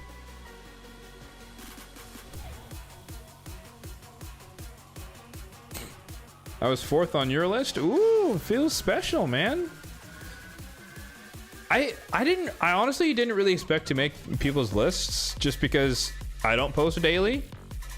But I think it's proportional to how many videos you watch, right? Like, even though I like streaming on Twitch more than I like streaming on YouTube, obviously we're multi-streaming here, but I actually don't spend that much time watching Twitch anymore. I spend most of my time on YouTube, and so I consume a lot of YouTube content. raid and other things. And so it just adds up to a lot of watch time on my part, such that versus I think some other people might only go to YouTube when they need raid help or something like that, or they watch like 5 channels a lot versus just kind of watching. Because I think my stat said I watched this year and counting, I guess, 1,600 different channels,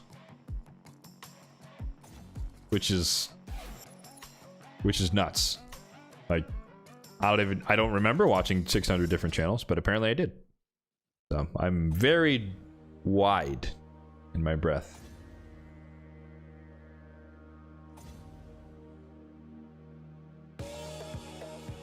Clear your cache too many times. I don't think clearing your cache would matter. I think they're going off like your watch history, which you don't necessarily clear. You pulled a nice Nell and a last from 50 primals this past 2x. Sheesh. Okay. Look at you. Hella lucky. That's like... Actually, no, that's basically how my first primal session went. I got 3 legendaries in 45, if I remember correctly. And they're good, too. All, like, you got 3 out of 3. Congrats. You don't. I was getting a little. I didn't read the rest of your comment. Yeah, you don't have the books. Yeah, I was like, do you have the books for 3 mythicals? Yes. The Curse of the Lucky. Mythical tomes. Everybody wants a bunch of mythicals until they realize they can't book any of them. I feel that. I know it's a very, like, you know, tongue-in-cheek thing to say, but I'm definitely happy to be in the situation now where I don't have any mythicals to book. Like, I finally booked them all. Even, like, I have so many. Like, all the ones I use, they're all booked enough. Not fully, necessarily, but they're booked enough. And I have 1 left over now. So I'm saying, okay. We can start saving up for the next mythical. Finally.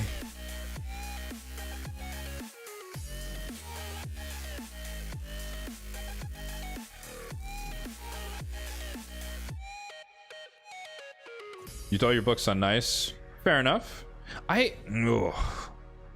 Gosh. I don't want to say nice is overrated because people will come for me, but I think I would have booked Lazarius. But I'm biased because I want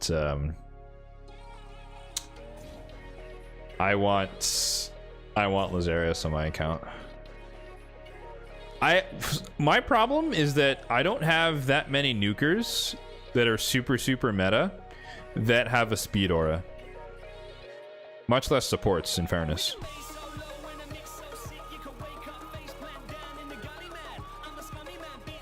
And it's like, I feel like relative to a lot of my opponents in live arena, I don't have that oomph factor, which I would put like R-Base and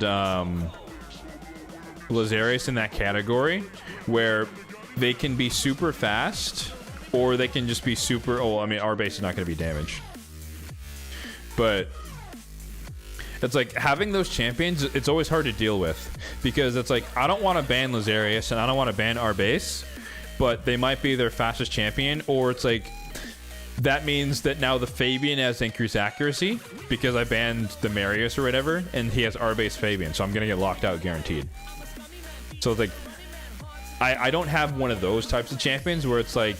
It's not the main threat, but it enables more threats by them staying on the team. And the threat of Lazarius is being that if he is built for damage, he can just change forms and nuke you into the ground. Or he could be built for speed and go faster and boost his team with increased attack. And don't get it twisted, I have some great champions myself, but I'm missing the speed aura super support. What mythics do I have? I have Mezzo. I've got... Oh, I'm behind it. Let me do it over here. Well, Makage's free. But I have Mezzo, got Gizzy, I've got Nice. I've got Star Sage. And then I technically have Frolny as well. And then we don't talk about the 2 Siegfrieds. We don't talk about those. But they do exist. You know who's not overrated? Fjorad. He's not good after the buff. You're not happy? I don't think he's I don't think he's amazing either. I think he's just a little clunky with the current meta. But I don't want to say he was DOA. He's just clunky.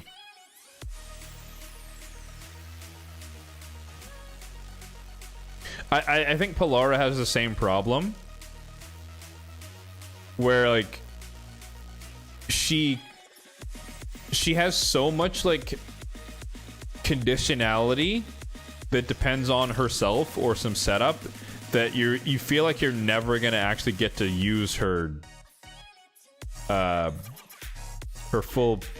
You're never gonna witness her true capabilities because you'll never be able to set her up.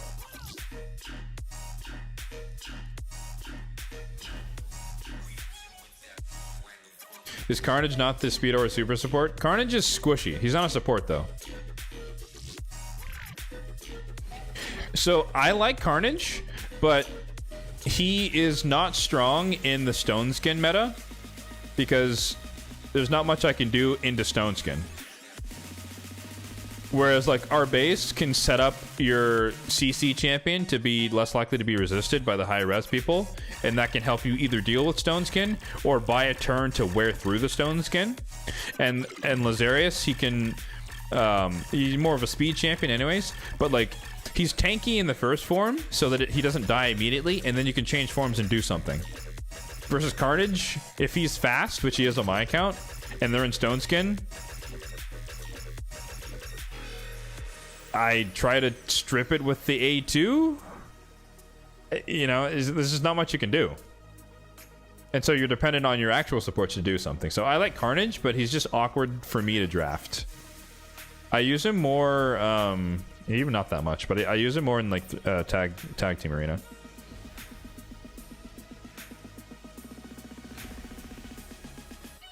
If only you could use Stone Skin yourself. No, no, no, Pad.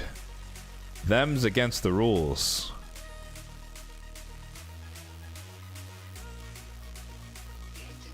Pulled 8 Void Legendaries in 4 years. Seems depressing. Time is a very difficult metric to gauge 8 Legendaries based off of. Right? Because were you playing casually for 4 years, or were you playing hardcore for 4 years? Because casually, well, you just pulled less shards, right? So your 8 is not crazy. But if you've been playing like a crazy person, then 8 could be low. So time is a very soft metric with which to gauge one's fortune. Good or bad. 2 Siegfrieds in the vault. I don't know what you're talking about. I don't know what you're talking about. We didn't see that.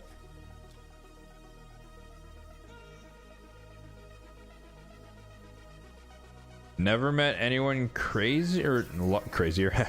Freudian slip. There are people luckier than me. I know they exist, but they are not content creators, so you don't know them. I am a statistical anomaly myself, but there are people who are even more of a statistical anomaly than myself. They just don't make content.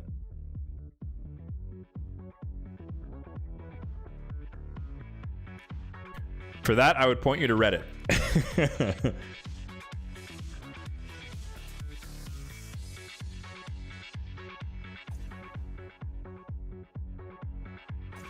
Hardcore the whole time. You think 2 years correct though? Roughly, yeah. I would say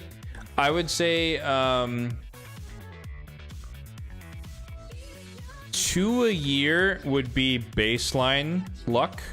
3 a year would be slightly lucky with voids. 4 a year would be lucky. They're very soft numbers though, and that's completely not completely, but relatively subjective. I have 16 pulled Void Legendaries in 5 years. So that puts me just above 3 every year. So I am skewed towards lucky for myself. But that's ignoring quality. Since I'm against Stone Skin, am I going to use the new set with your enforced Stone Skin like? I don't think it is. My understanding of the gear set, one, it doesn't stop lockout, so you know you can still get locked out. And the way I see it in my head is that if I go first and I attack you with the Fabian and lock you out, I also break your total guard. So literally any support who attacks will break the 1 stack of total guard, and then you're back to normal. I don't think it's that strong, personally. We'll have to see it in practice. And like a 9-piece set, most people aren't going to have, so I'm not really worried about that. And I don't think you're going to see that many 6 pieces sets of Mercurial. I think that's what it's called. I just don't think that's a good trade-off. Again, thinking PvP, right? I don't think people are going to build 6-piece Mercurial and not have Savage or Stone Skin, right? Now, it could get weird. I don't think it would work that way, but like since Stone Skin is a shield, maybe like if you're Stone Skin total guard, you don't break total guard until you break the Stone Skin. I don't think that's how that works, but it could be weird. But yeah, I think it's like I could go into a battle with Arbiter, use her A2, and boom, total guard's gone. That's not that strong. I think it's really, really easy to counter with a support who attacks. Like I talked about Lazarus earlier. Like you attack them, you decrease their buffs and put block buffs. You attack them with the support and you break the set for 1 tick. Compared to Stone Skin, which would just stay there forever. By comparison. Krisk, Nekrit, Fighty, and Odin, and dude, 4 for 4. Yeah, I mean that's the thing. If you get high quality, who cares about how many you get? You know. Now, some people will still care, but but I'd be happy with that. Is there a story behind why I don't use Stone Skin? I think Pad kind of said it. Yeah, I don't partake in anything that I see as being overpowered. Which doesn't. It's not something I enforce on other people. I think it's just me. But I think Stone Skin's too powerful, and I wish they never added it to the game. In the same way that I think Siegfried is too powerful after the buff, and he should not be that strong. Or just make him not crit, and I'd be fine. Who else is broken? I don't like Geomancer. But they've admitted that Geomancer was not as originally intended, but they didn't nerf him because people would have raged. So I've been vindicated on that regard. I knew it. I knew he wasn't working. I knew there's no way they make an epic become this amazing boss killer by a passive. But yeah.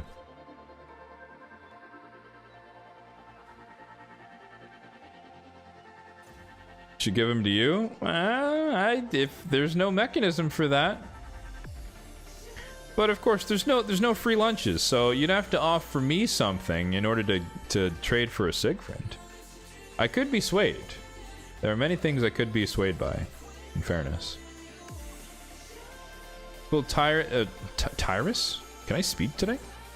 Taurus and Neve in the same 10 pop? Nice-oo.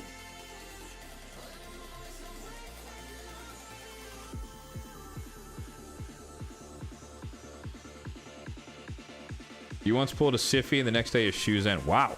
Damn. Everybody flexing. I respect it.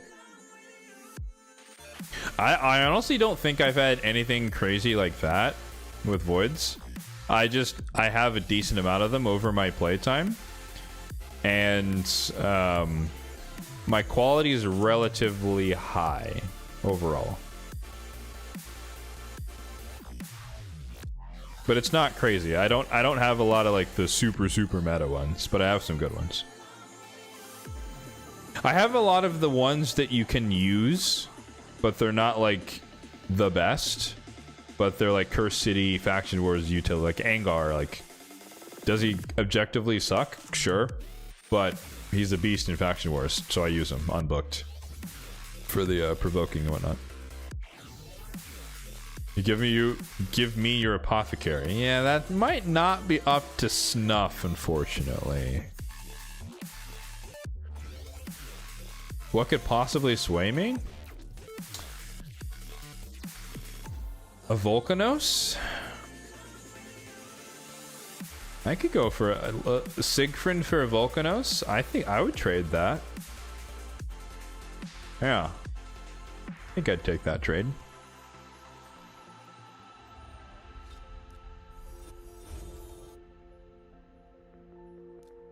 You know, you gotta make it something enticing, right?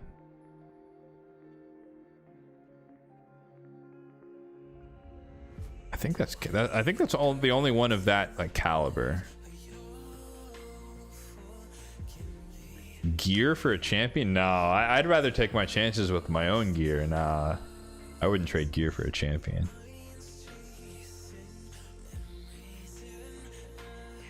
All right, energy. What else we got? Energy, 75 here.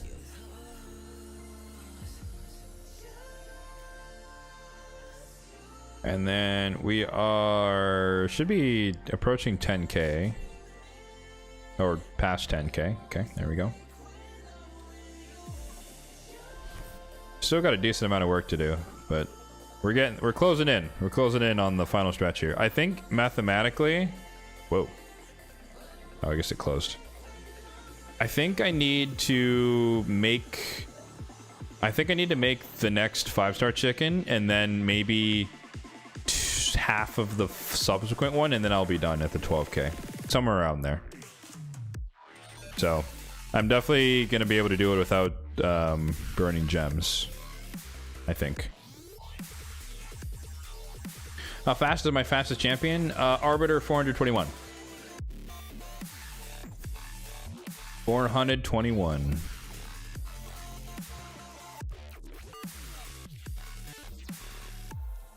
I think. Yep.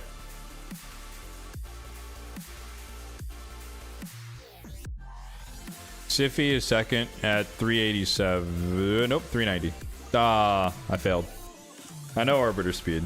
Siffy's speed changed recently. That's why I don't remember exactly. 390. Almost 400 though. I did re-roll her boots to speed though. So she's as fast as she can be for now. You're not even 6-star? Oh, at the Arbiter? Yeah, I have two quads. I have a quad plus a glyph, but a quad speed gloves and a quad speed helmet with a different glyph. And then this is a triple speed ascension. This is a double. Yeah, it's a double. But yeah, I have two quads. So you're gonna get a ton of speed from having 2 quad speed plus glyphs. You've yet to break 400. I mean, yeah, I barely did, to be fair. The Faction Guardians 15. I guess without that, I'd be at 406. So I was just barely above 400, and then 420 came with the Faction Guardians.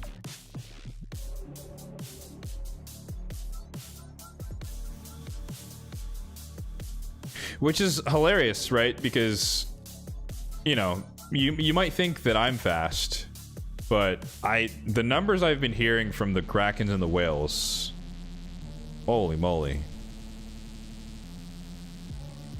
I think it was Ash who did the video on, like, he was on, was he on Crypto's account or was he on Doc Moreau? I forget. One of the, like, high level, like, top live arena guys, and his spare gear Shuzen was 500 plus speed because he didn't want to show what his actual speed is for a competitive advantage. Let that sink in.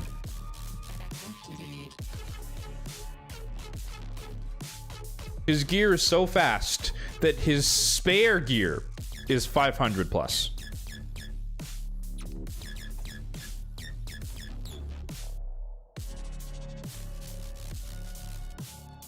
Feels bad, man. Oh, Panda, you're right. That's who it was. Okay, I couldn't remember. I was like, one of those high-level people. Yeah, he literally is like, I don't show them my actual build because I don't want people to know how fast my champions are for competitive advantage. So I'll put her in this spare gear, just so no one knows what her actual speed is. 500 plus. It's like, okay. Should I just quit now or? Like freaking nuts.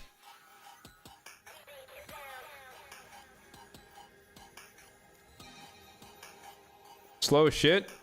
431 and 99. Hey man, hey. Sure, you got better gear. Congrats.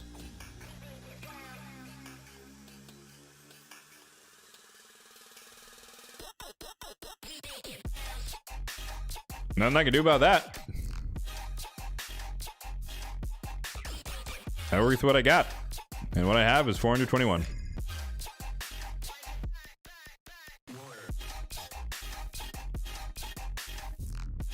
Okay, we got some color base. This is interesting.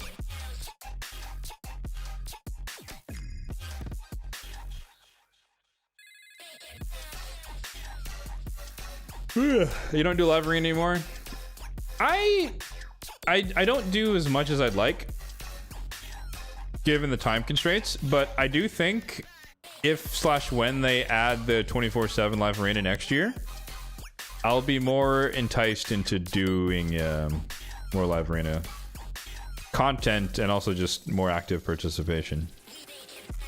All right, reset. What do we got? Garbage. Excellent. We get the 2-star soul. Nice-oo. And we start phase 2. I think this is the first day. Yep.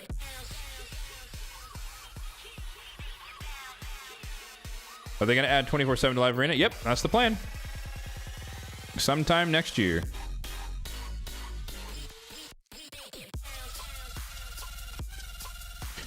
And then they're also, like, long term, they're also gonna add 3x super raids.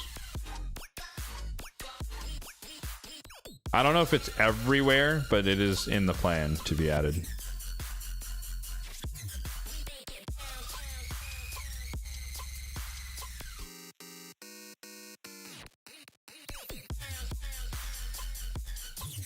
I think I decided I was going to reset this in the morning instead of today.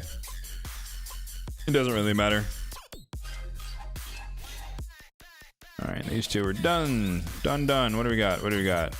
Shogun's Grove. Cool. This is a rare treat, folks, and most people don't get to see reset CADs.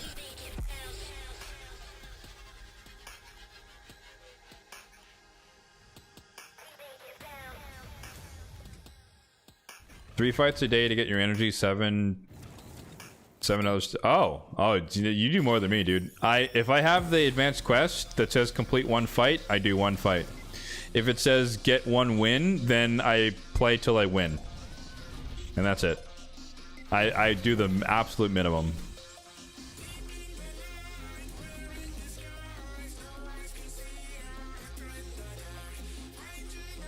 This is my in-work team. Obviously it works, but my second whisper is not strong enough yet. I need more I need awakening actually on her, because whisper 1, you can see there she does like 500k, 560, and then whisper 2, she comes in and she does I think 300. So I'm off by like 200,000 damage. They're never going to be equivalent just because, you know, you don't have multiple duplicate gear pieces. But I need better gear for Whisper 2 so that she can hit maybe like 480, somewhere around there. Ideally, she would have enough damage to just kill the boss. And then if all else fails, like they both low roll on damage, then Maris would come back around and soul reap.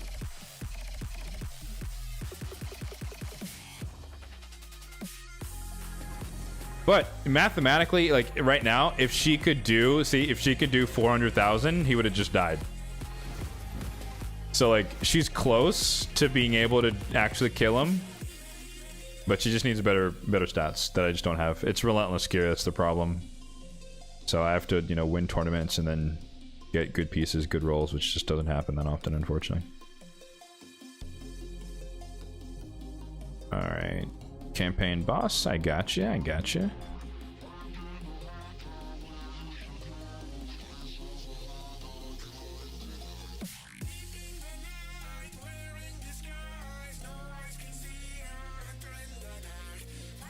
It takes you 8 to 12 minutes to do all 10 tokens.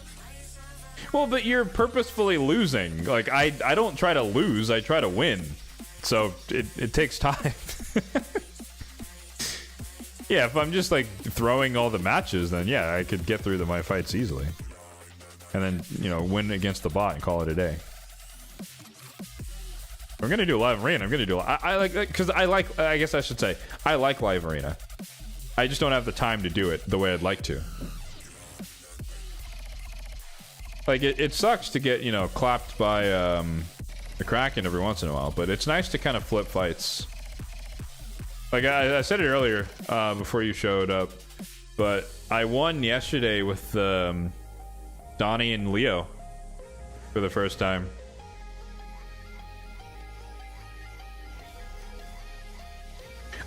So I checkmated him because he drafted a lot of buffs. Like I think he had Arbase, Sify, Marius, Embrys, and someone else. Maybe was it? No, it wasn't Armand's. I think it was Fabian. Yeah, I think that was the 5. I banned Marius because he was the kind of the hole in my strategy. But I drafted. Actually, it might still be there. Let me put these guys back first.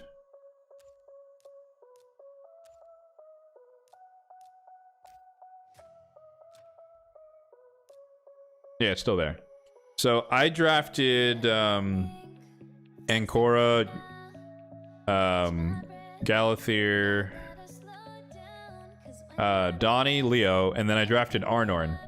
And my mindset, like I said, so there's a lot of buffs, right? Sify has 3, Arbase has 2/3, depending on if she cycles through her abilities.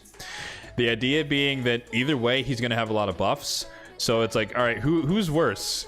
Do you want to supercharge my Leo and his A3? Because this scales off the buffs on both allies and enemies. Or the other person I drafted was my Arnorn, who also gets more attack for each active buff.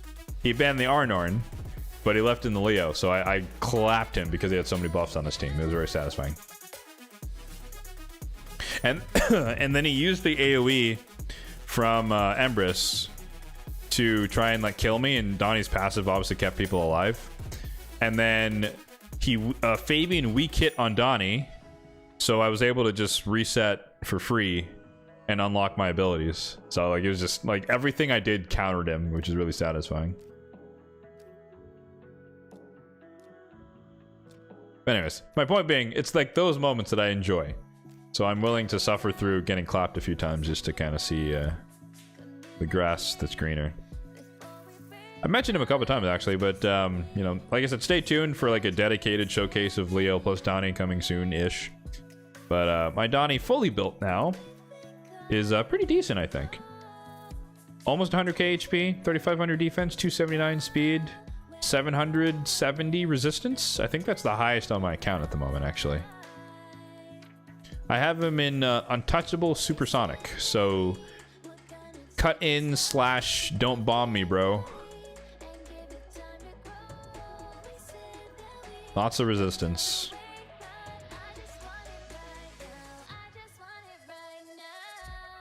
Obviously, most people would run Stone Skin instead of either of those sets, but we have a no Stone Skin rule, so. And then Lightning Cage is the blessing, so I protect my block debuffs so that I'm less likely to get bombed. And then that leaves me open to either if I'm going against a bomber, I can cleanse the bombs, or if I go against a reset and I don't get locked out, then I can reset whoever else. I haven't tested him a ton, so there's still more. You know, I don't know if 700 plus resistance is enough.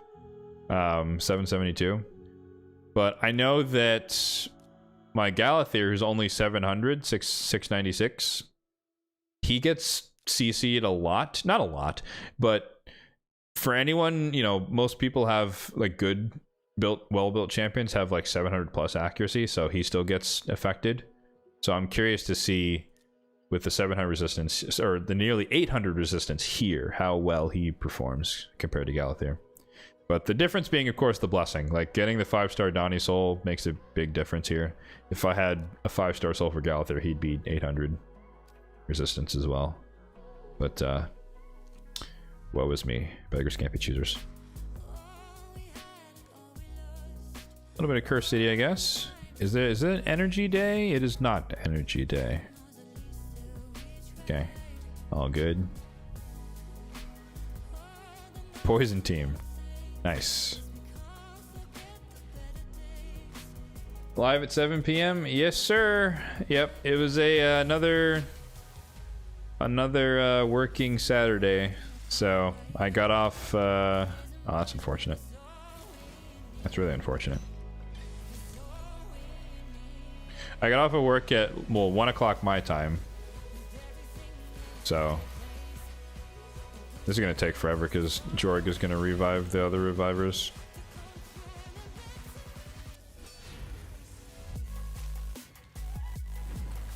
Chimera rotation is dog. Oh, it did reset. Yeah, you're right. I need to look at what it is. I recently, well, so far the past couple of rotations, I've been upgrading to Ultra Nightmare.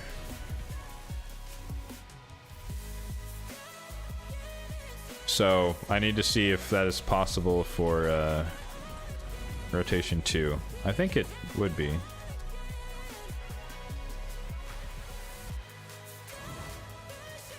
What the heck? Oh, there's a battle sage. My poisons! Yeah, we talked about the buffs at the start. Yep.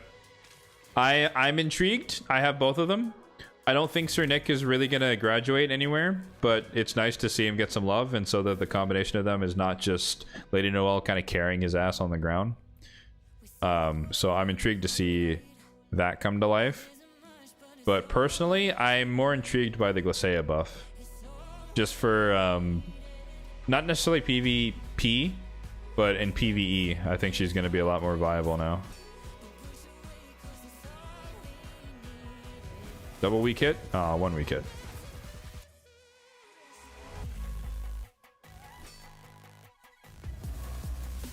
Yeah, I didn't know about the buffs. I saw someone in my clan talking about it, like right as I got home, or after I got home. And then I like went quickly to YouTube just to see if there was a video talking about it, and there was. And so like, as I'm like chowing down on lunch, I watched the videos just so I knew. So I figured people would want to talk about it. And I didn't want to be a little too ignorant.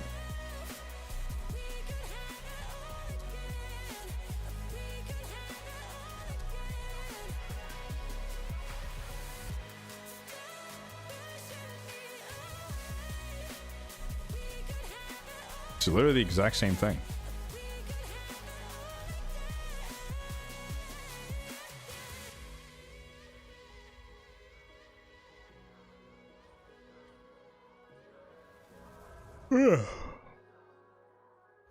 Been looking for a third 3v3 team. Yeah, 3v3 is... It's so tough. I mean, just, I guess arena defense in general is really tough, unless you have like uber meta champions. I know my defenses are very, very easy to beat, for sure.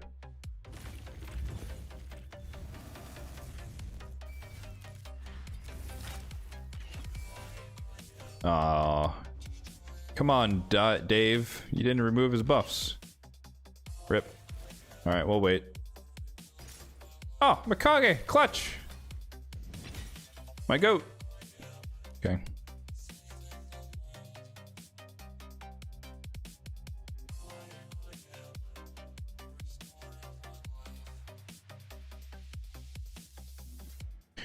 Do content looks like shit?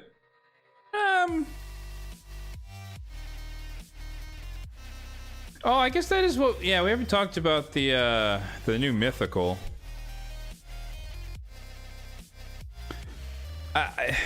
On paper, I do think that she's relatively underwhelming. But as a person who's kind of struggling for Lizardmen Faction Wars, I'm kind of digging the base form, not gonna lie.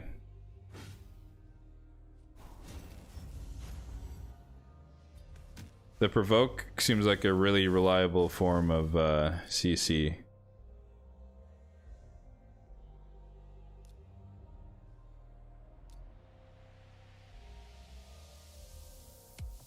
What the heck are these restrictions, bro? God damn.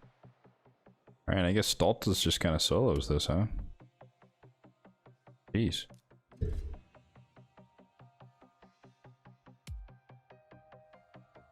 All the rewards not only in the mythical?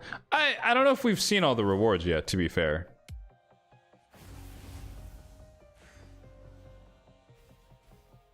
I mean, the relics seem decent. The bomb relic, the bomb or legendary relic is very intriguing to me, but I'm heavily biased towards bombs because of Stone Skin. Siege is a terrible game mode due to how easy it is to defeat defense teams. That sounds like a person in a low tier. No offense. Siege gets real tough as you get higher up. You won't you won't be saying that for very long.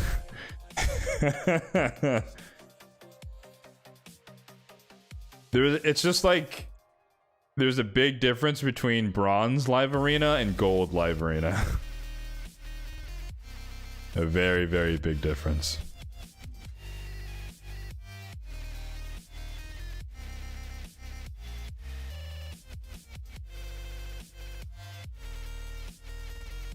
Oh, Gala, what are you doing? You already lowered her.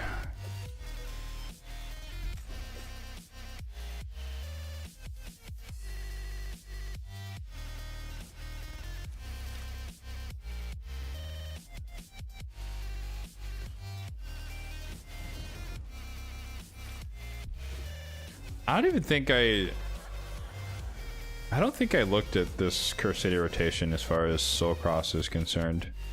I don't know what we're up for.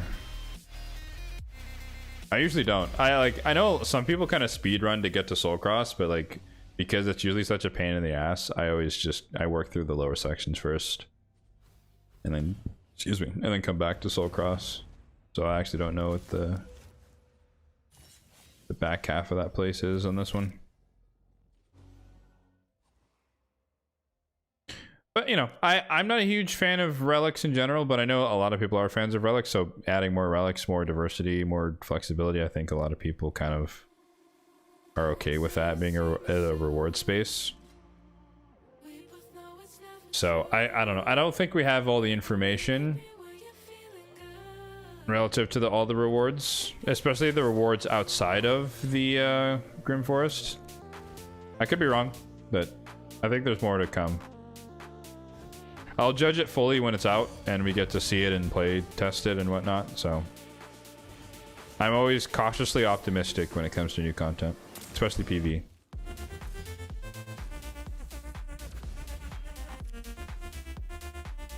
Any speculation on the new faction? They've already said what it is. It's like Greco-Roman theme-esque, and then it should be coming out I think in February? Atlantis? Or is it Atlantis? Or is it both? Was it water themed? I thought it was Greco-Romany. Oh, I guess, okay, I guess they're not, those aren't mutually exclusive.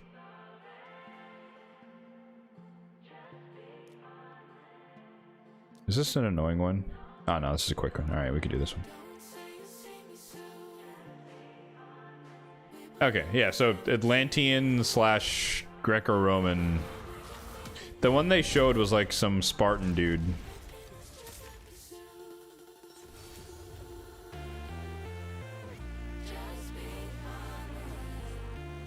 1 week away from finishing the Great Hall. Congrats! Nice and new, nice and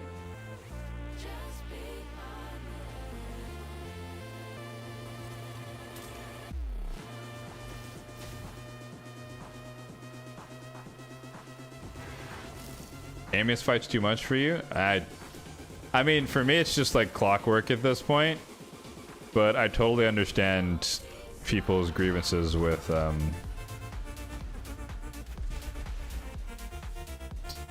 Amius.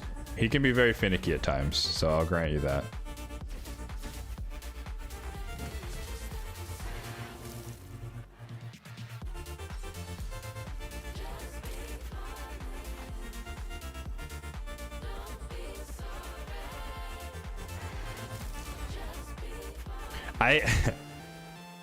I honestly, I still think the existing faction still needs some love, man. Like, this might be a hot take. I think, I mean, you know, the obvious ones are obvious, right? Like Ogren tribes and orcs are kind of trash. But ooh, that's decent. Double speed? Hey, that's a keeper. That's a keeper. We keep these, or keep this. It's no crit rate, but that's hard to come by. Attack percentage and merciless 6-piece or 6-star. I'll take that. I can make that work. What was I saying? Oh yeah, yeah. So I think High Elves is terrible. Not terrible. I think it needs some love. I think Lizardmen need some love. And I feel like no one talks about those. Like, Faction Wars Hard exposed those factions so freaking hard. Like, to me, it's low-key embarrassing that it's not even open, but like that what is it, stage, I think it's stage 9. I forget which one it is in High Elves, but whatever the one is where it's like do more than 50% of the enemy's max HP in one hit. I literally can't do it in High Elves. I don't have a nuker who can hit hard enough with decreased defense. I can't like one-shot someone. And like every other faction, not a problem. And I'm just like, what the hell is going on with my High Elves? And it's like, oh right, I have freaking Yannicka and Supreme Elhain. It's like they're not bad, but like they're not super hard hitting. Did I skip Lysanther? No, I have him. But I mean, if it's passive procs, I guess you can nuke, right? I don't know if he hits hard enough without repeating the attack.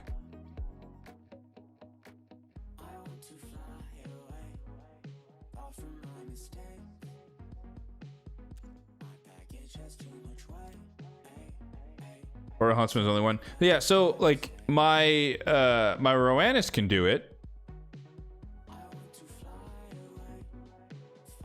So like with this ability, I can like easily one-shot someone, but you have to do it 9 times, and there's 15 enemies. So I can't use this 9 times without literally slowly killing everyone else, right? Like I'd have to stall so hard. It's a low level. I think it's like 9 or 13. So like the waves, like they're gonna die. Like I can't stall for 15 minutes as I cycle through this 3-turn cooldown ability. Like that's just not, it's not practical. If I had Royal Huntsman, that might change things for sure. But this is a 5-turn cooldown, so I don't know. Like I said, I talked about Supreme Elhain. I think she's not booked on my account yet. She's further down the list. But if I book her, maybe she can do enough damage with this crack shot with the extra 20%. Maybe a little bit of masteries as well. I don't know. Either that or like I need like Bellinor to get decreased defense and weaken because I'm still rocking Tyrell because that's all I got. Ethos maybe could do it, but it's a void, you know, so I don't know. I guess Bellinor's a void too.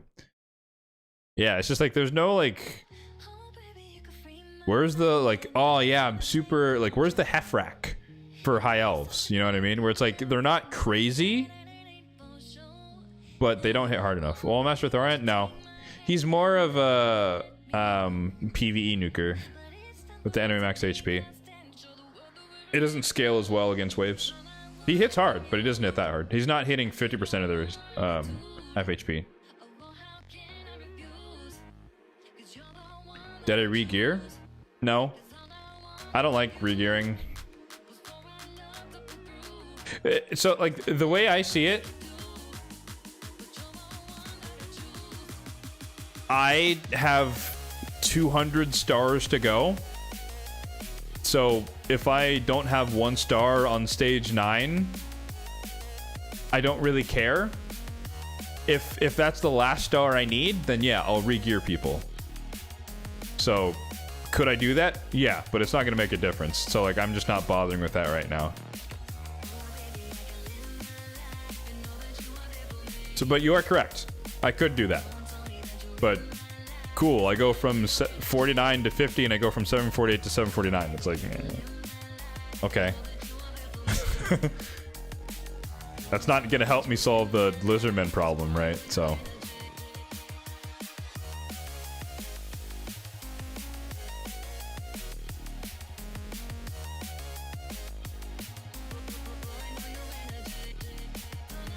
What did we do? Oh, we did Curse City. Doom Tower is done, right? Yeah, it's done.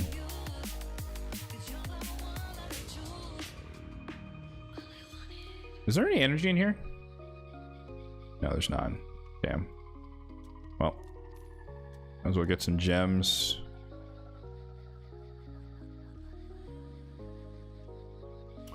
I don't even know. What do I want? I guess I would want the Chaos Aura, right?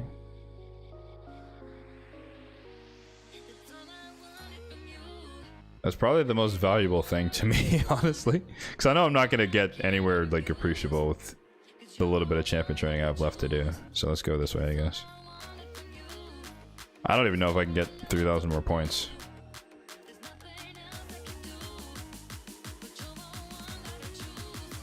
Because I think... Oh, no, we're not there. Oh, I didn't finish, I think.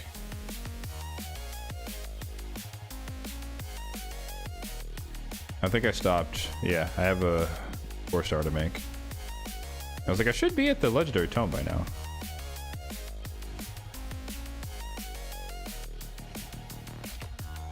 Break out the Alexander. Yeah, you first. You first.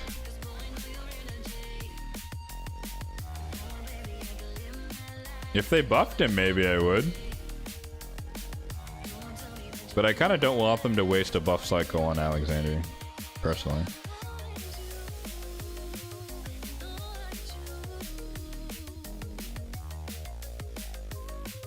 But on the flip side, you know, because he was given out, maybe him being like an actual upgrade to Tyrell would be nice.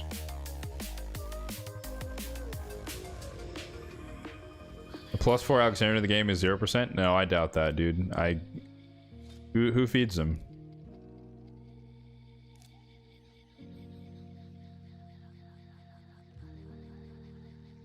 Four Eleanor rolls? Nah, dude, for sure there's a +4 Alexander. There's some Kraken who's just done it for the sake of the space.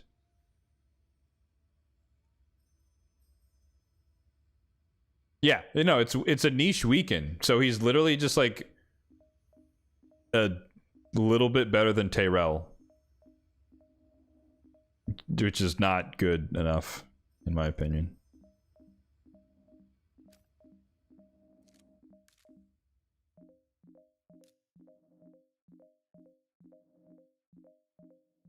We got a solo Leo. That's rare. Solo Leo. Oh, yes. Yeah, we talked about that earlier. I'm in the process of designing a potential takeover system. It's not ready for launch, but potentially coming soon. Only PvE though, no PvP. I'm gonna make a formal like YouTube, not video, but just like a post on my community tab page talking about it. So there'll be more information coming soon as I work through figuring out logistics and whatnot. So stay tuned.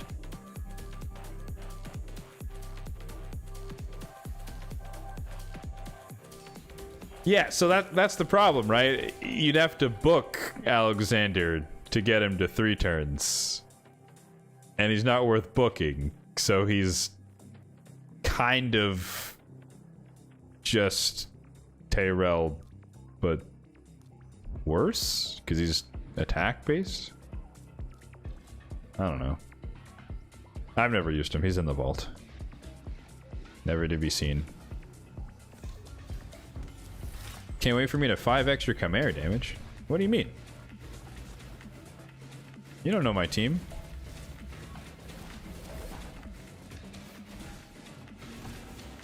Am I in the CC program? Nope. I'm too small.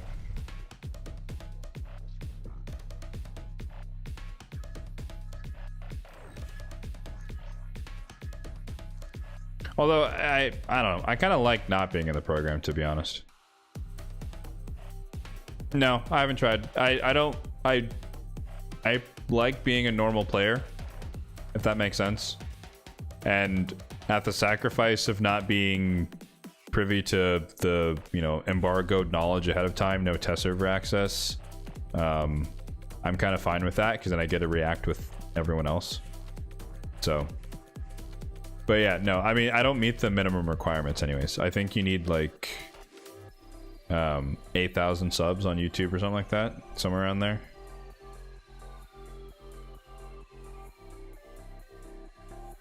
Don't quote me. I don't know the rules, but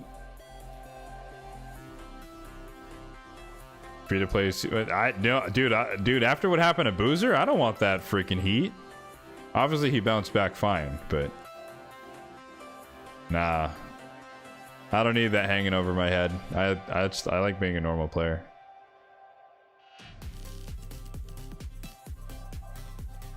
I think it just, I mean, you know, obviously, you know, he's a normal player, right? Let's call a spade a spade. But I kind of like having just, there's no questions asked. Like, I'm just like you, so to speak. You know, air quotes, minus the luck. But I like having no contest about, or no questions about whether or not I'm just a normal player. And then also, I think the thing that people don't understand as much is like the point of the content creator program is not just to give them benefits, is to give them resources so that they can react to things quicker and like showcase champions and all the, you know, and content and whatnot, right? So they're not giving them legendary tomes just because they want to give them rewards for being in the program. It's like, no. Here's this tome so that you have more, so that on day 1 you can build Xenomorph and showcase him and show what he can do. Like, that's the intent. That's not necessarily what happens, but that's the intent. So they're meant to have more supplies.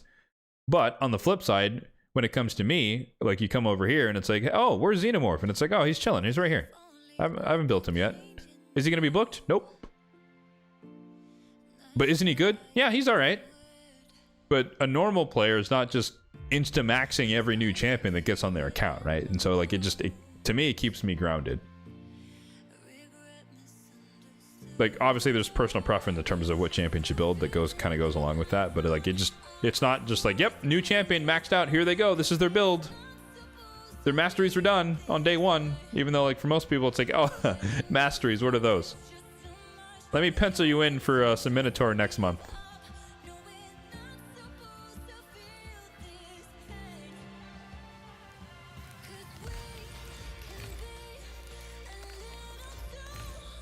Alright, did we do 5? Oh, we did 4 fights. Did I finish these? 1 live arena battle. Okay. Faction Wars boss, so do that later. We gotta run some dungeons. Is anything boosted right now? Dragon? 20 minutes. Should we do it just like a harder fight in here, maybe? Yikes. Oh, no, we could take this team. Okay. Alright, what do we got here? We got Marichka, we got an Odin, we got an Arbiter, and then we've got a Gaius. Cool, cool, cool. Easy peasy. We only need 2 champions. I think. But we're not going to be that greedy.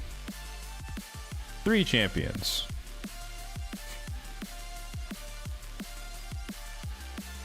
I don't know what you're talking about, Pad. I don't have 15 mythicals. Thank you very much.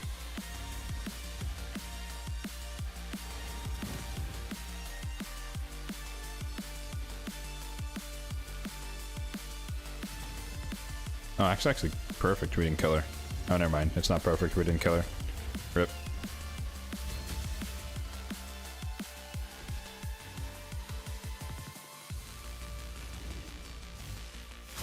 Oh, shit. Don't kill her. Need her alive.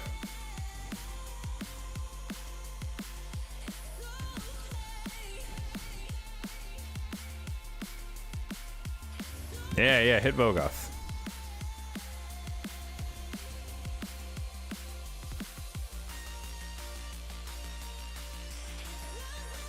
Odin, I don't think it counts. She has 2 more turns. The Gaius is going to go for her, but it's not going to matter.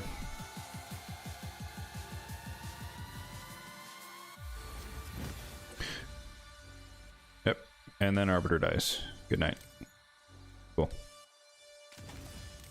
Do you feel like it takes longer to get scrolls on super raids? Longer to get scrolls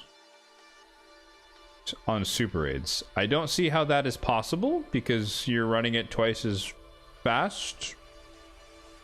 So no. I don't think the dungeon runs slower if you check the box. Unless I'm misunderstanding your question.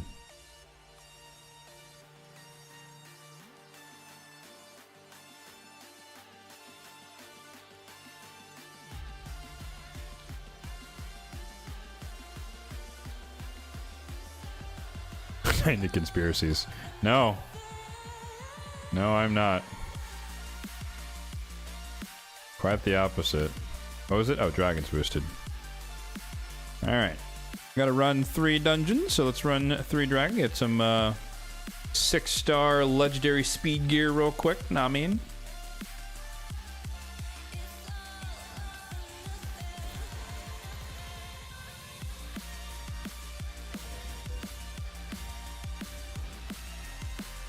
Yeah, see Odin, see Leo. You don't feel like you see Queen of Hearts. I don't think people have her. Like, real talk. I think a lot of the people with Odin don't think they needed Queen of Hearts. Even though they do different things. And so they don't have her. That's my guess. I could be wrong, though. I want Queen of Hearts. I think she's great. I think she would help me counter a lot of the meta with all the buffs. She's also kind of a polymorph magnet, though. Might be a small creator, but you're one of the most realistic and informative. Aw, thank you. I try. I do try.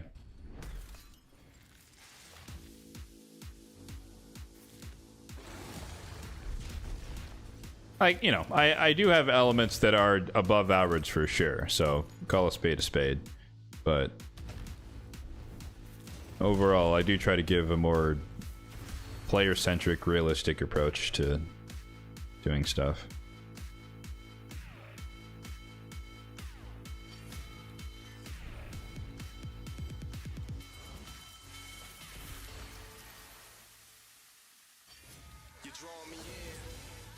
In fairness, though, I don't know. I don't see Odin everywhere, to be honest. Not anymore.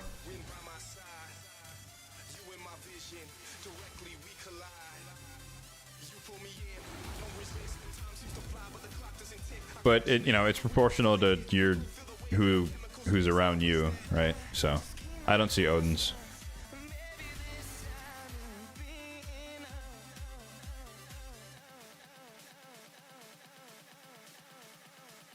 Got Leo by pure luck. Hey, well, that's not like that's invalid, right? Oh wait, hold on, wait. I just thought of something. My ninja. Can we change him? Can we change him? Do I have the gear to make this swap? 16 crit rate, it's gonna be tough to replace.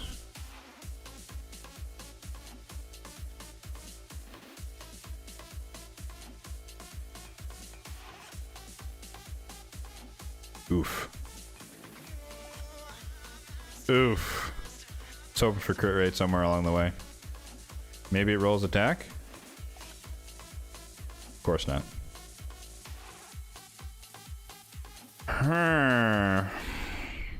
Can't change that.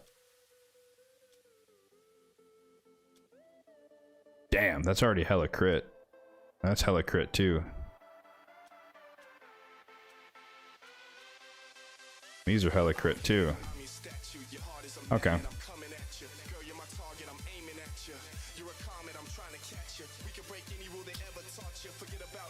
Yeah, the gear does not exist, but it's good to know. It's attack percentage 6-star, speed, crit damage. Eventually that might be able to go on somebody.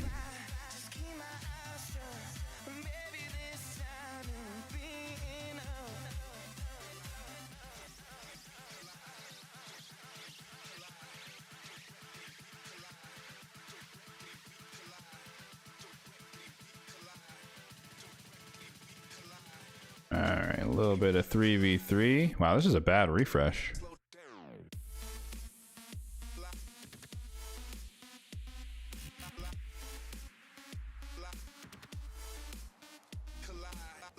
Excited to use Glacé, never used her. I've used her a bunch. I use her less so now. Like I said earlier, there's a lot of different ways to deal with lockout now.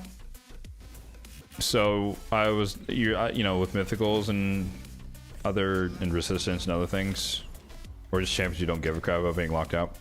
So I use her a lot less now, but she served her purpose at a time. She was a nice kind of surprise pick in live arena, just because who the hell is going to ban Glacea, and then people don't know what she does, and they wonder why my champions aren't magically locked out sometimes. It's really fun. Ooh, legendary Tome Day. Don't mind if I do.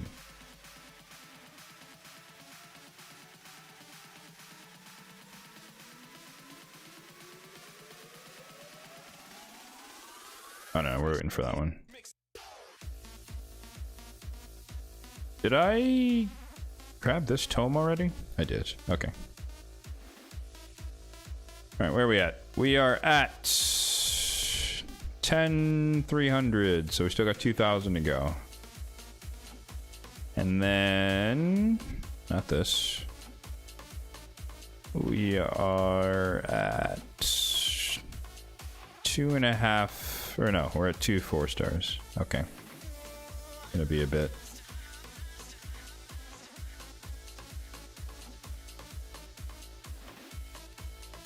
We'll do a couple live arena fights here. Not a full set.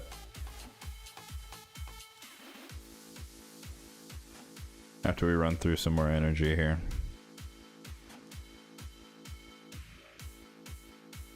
See if we can pwn some noobs.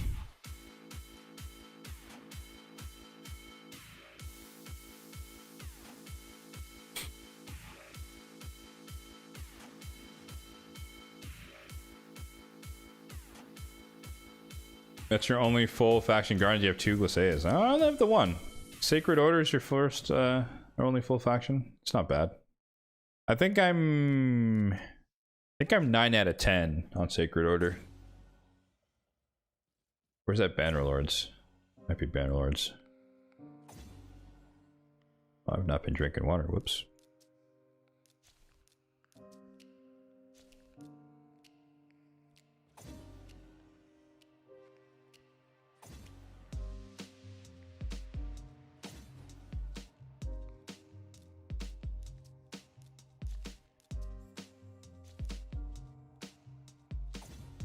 Four out of 5 legendaries on barbarians. Nice you.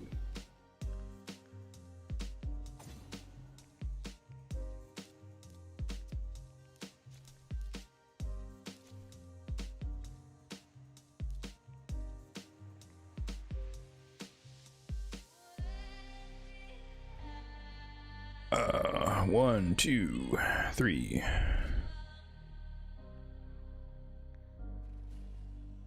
Oh, I forgot. I still have all my I still have my clan shop energy. I gotta burn that. That's well, maybe I don't have to burn that. Honestly, I wouldn't mind chucking the 1k straight at well, I don't know if I want to farm the masteries with that. I kind of want to throw it at Sand Devil, to be honest with you. Am I a PvP person or PvE? I dabble in both, but I'm definitely more biased towards PvE. That is my preference, for sure. I tolerate PvP. That's the way I describe it. It's a necessary evil.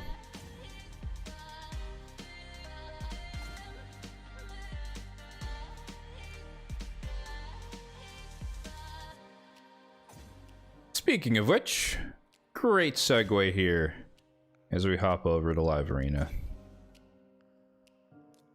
So yeah, like I said, however long ago, I'm still in the process of learning and testing, limit testing, Donnie and Leo combo. So we'll see.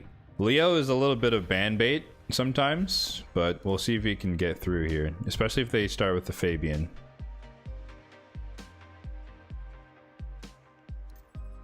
Empress, okay. Unawakened Empress, so he's on my level. Good to know. So we're gonna hide the turtles. So I'm gonna go Marius Fabian.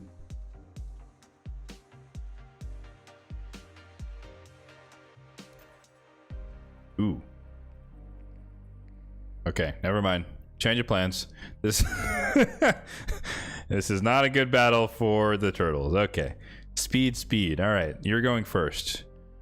So we concede the speed race. So then we switch to defensive mode with the Ancora and the Galathyr. My ban right now is hovering on Empress, but it depends. Well, I'm banning one of the DPS no matter what. He could pick Armons here, which could be bad, but I'd rather deal with an Armons than deal with maybe not. Shit. If he bans Marius, I will be very unhappy. But he also has a lot of buffs. Or not a lot. Well, he has a decent amount of buffs. I think we can float the Arnorn and ban the Armons and then see what he does. I think Arnorn might draw out the ban. No, he banned the Marius. Huh. What did you think I was going to ban then? Interesting. Okay. Well, he goes first. Fabian's going to die to Thor or Ember. Well, I guess he could be weak hit by Empress. He's probably, I don't know. I think you give the turn to Thor here. Aspect to Seroth will protect Ancora. Galathyr's passive will protect him. Arnorn's passive will protect him. So maybe he just honestly goes for the A2. Increased attack. He's going to change forms.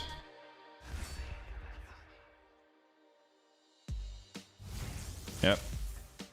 This is not going to hurt as much as he thinks it's going to, but he's going to try it, I guess. Alright, activates that. So he kills his Reviver. He tries to break the stone skin. He succeeds. And oh, instant turn, we die. Bummer. All right. Well, GG's. Have a good stream. Thank you, man. Yeah, we'll be wrapping up here shortly, but appreciate it. Yeah, late start for sure, and leads to a late finish, I guess. But the normal stream time for those who are unaware is actually 10 a.m. Pacific. But like I said, I was working on good old Saturday here, so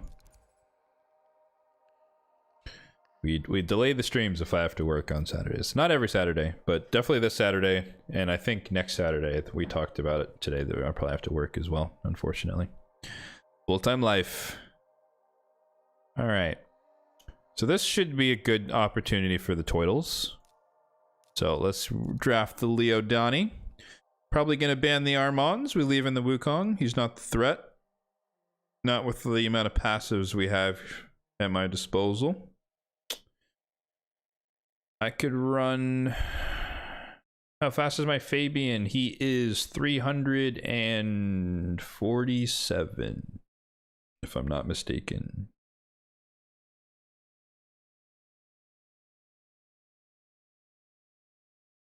Oh, you can read his name? Oh, I was like, wait, what? Where does it say that? Oh, I can't read that.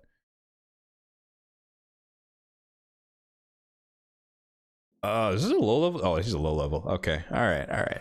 In that case, we're going to go first. And we're going to block revive. Yeah. Because he wants to hide behind UDK, so we're going to punish him for hiding behind UDK. Just because. Don't care about the Duchess. We ban the Armands. He has no speed lead. Duchess is usually slow. He bans the Leo because he's afraid. And now he dies. The fight's already over. We win automatically.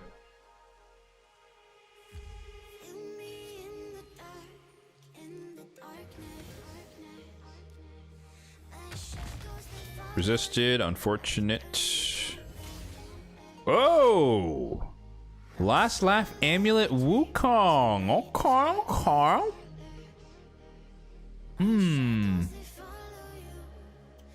Maybe it's not GG's. Wait, I thought if you hit them, they die. Don't know how that works.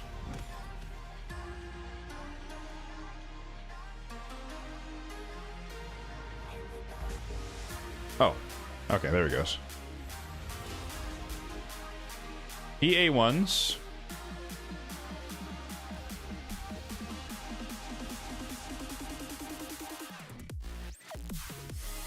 What the heck? What was that? What? Oh, that was, what was it called? Not Resurgent. Deterrence. Wukong's still locked out, but he can kill Mezzo.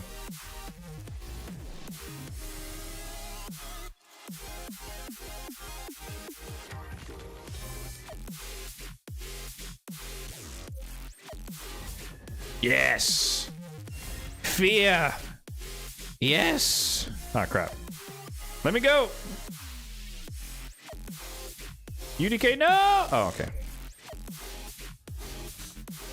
Alright, round 2. There we go. Good night, sir. GG's. What does the relic do? The relic was the last laugh amulet, so it procced and he stayed alive. He didn't die. All good. We looped back around. That's what Donnie's for. We get the reset and the double single target snipe. We're thinking ahead. Totally. XT didn't get lucky. What's my goal for the channel?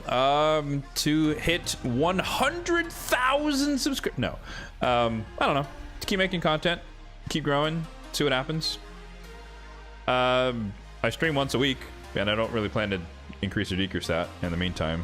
So, just keep trucking along. I'd say that's the plan. Marius. Okay. Marius first pick. We'll take the Empress.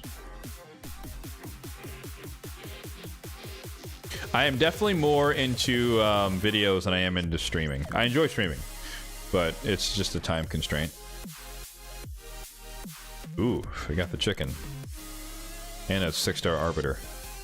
Oh, this dude's 10k. Oh no, we're cooked. We're cooked!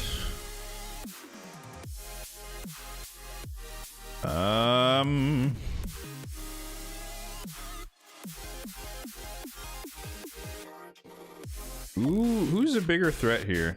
I might leave in Marius and ban the chicken. Because his ability to reset is very annoying. Yes, 10,000 viewers. Yep. Full-time content creation and then splurge. You got it. Minus that last part. I wouldn't do that.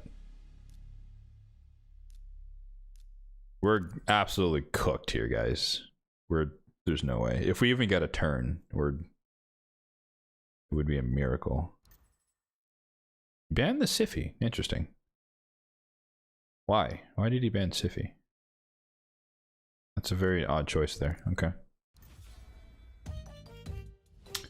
Honestly though, if I was able to financially become a full-time content creator, I would just like, I'd pack up and move to Colorado.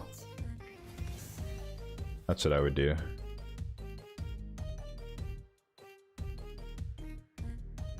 I'd be closer to really, really good ski slopes. Arguably some of the best in the country. Okay, resisted the Odin, but everyone's going to die. Except Harima, because she's the GOAT.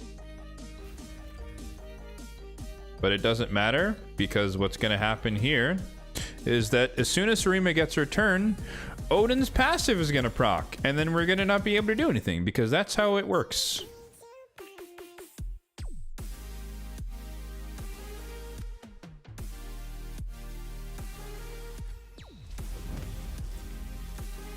Yep, called it.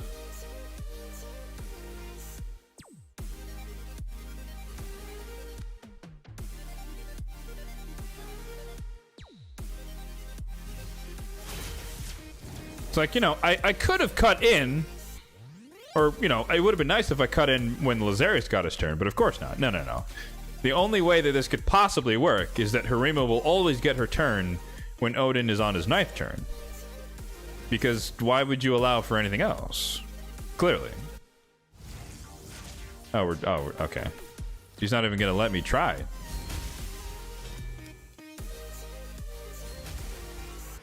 Well, that's unfortunate. Yep. Why do you want Lazarius? There's something just like super strong about I'm a speed booster, but also if you're low health, I can change form at any time and just wipe you off the floor, the face of the earth, and lock you out. Like, that's such a good combo. It's such a good combo. And the speed aura to boot.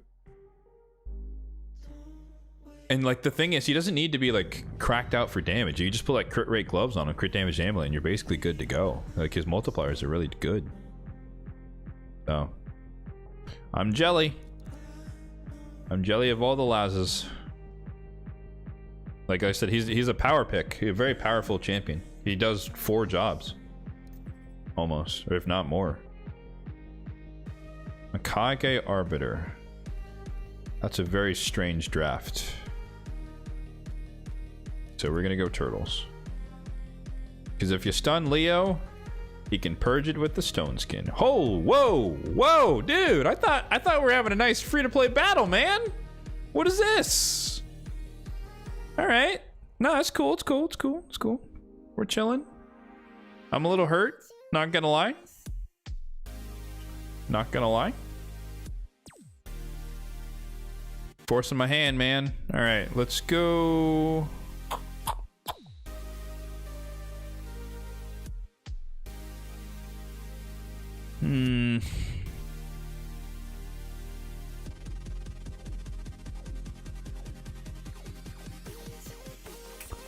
I'm thinking Harima or Empress or Gizzy. Gizmek would be good, but we're not gonna go first.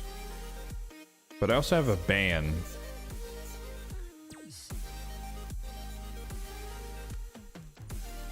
Okay.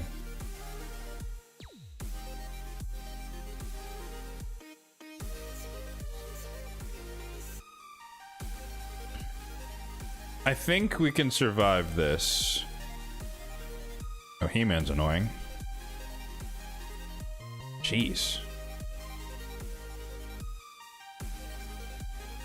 Okay, so this is a situation where you kind of have to play off what their team comp is. So if we get rid of the Arbiter, even if he has a really fast Mikage, the odds of the entire rest of the team also being speed tuned with the Mikage without a speed boost is unlikely. So there is a decent chance that either we go first or we just go right after Mikage goes. And we can kind of disrupt them. They also have a lot of magic, so Fabian might not actually lock them out. I didn't think about that. It's fine there. Mikage is the fastest. No stone skin. But she has no... She can ally attack, I guess. I don't know what that's going to do. If anything. I think she changes forms here. Goes for the stun. But we have an ace.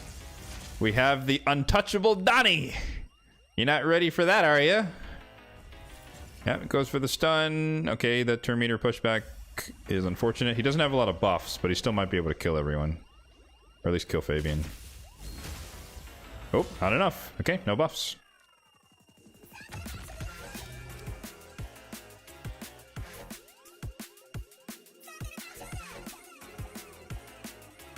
I forgot Mikage pushes turn meter back. That was a miscalculation on my part. Otherwise, we would have been fine. Oh, shit. Okay.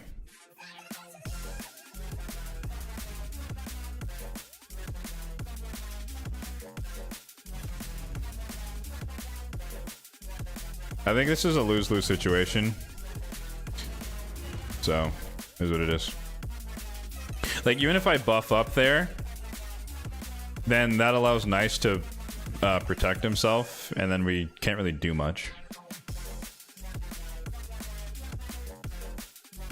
But obviously, we couldn't kill Siegfried anyways. That was a GG scenario, so oh well. Like, I could have delayed it, I guess, by using the A2, but it wouldn't matter. Untouchable Donnie, yeah. He's built, he's in Untouchable Supersonic. He is built to be high resistance, anti-lockout, slash reset, slash don't bomb me, bro. I guess we got unlucky there that it looked like Siegfried got like a Merciless proc or something. He might have been in 6-piece Merciless, since there wasn't any stone skin. So it reset his, because he was locked out for sure, but he got his A2 back. But we still would have died to the A1 anyways, so it didn't matter. Yeah, the Mikage, the stun plus turn meter pushback screwed me there. I forgot about that bit. Otherwise, I could have cut in sooner potentially and done something more, but well, is what it is. So Gizmak was the wrong pick. I should have went for Harima. That way we could have tanked their attacks a bit better. Kaimar, that's rare. Okay. He locked in the speed aura at least. I think we can fight him for speed though. I'm gonna fight him for speed.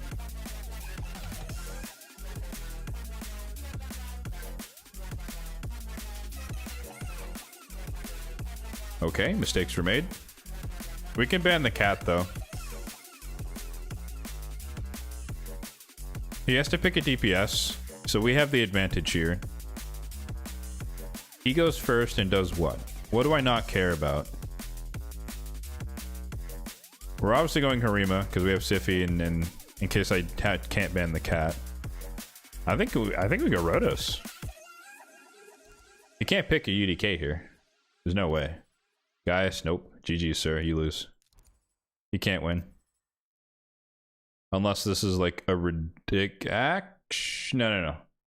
What is Grand Oak's passive gives Gaius increased attack. It won't give him increased accuracy. Hello? But it will give increased accuracy to Kaimar. So maybe he can, well, no. He can only sleep one of the DPSs. He can't sleep them both because Inkora's on the team. They go first though. Oh. That's awkward.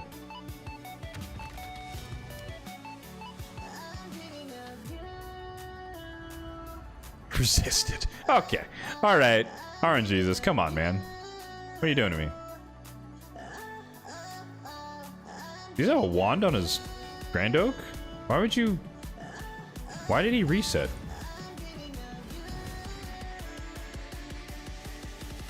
Oh, I guess that works.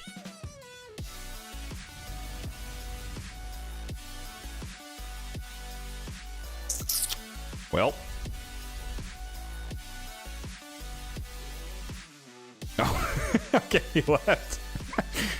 I was like, I don't know what his plan is. You know, like he's ally attacking me like Grand Oak is gonna save the game there. That was a low level dude, right?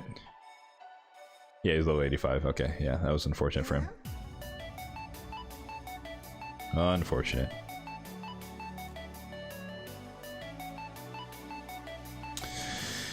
I guess we can do another 5. All right, we'll keep it going. I'm in the zone now. I'm feeling it. I also kind of want the energy for the day.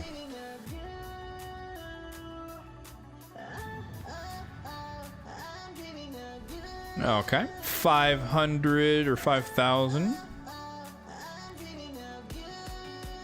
Yeah, for frequent watchers, I have switched back to the Fabian first pick from like the Empress Marius first pick. Just because I've found it more difficult to go into Fabians. Like I would draft like Marius and then they go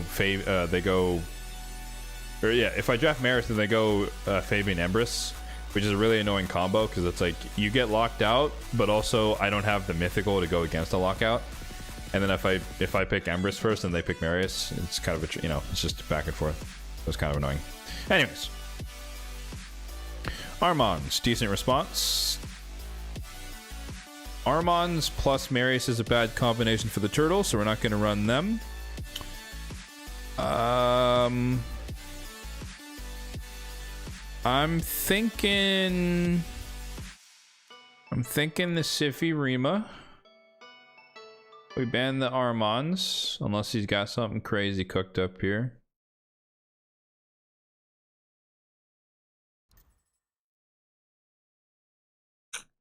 Commodus.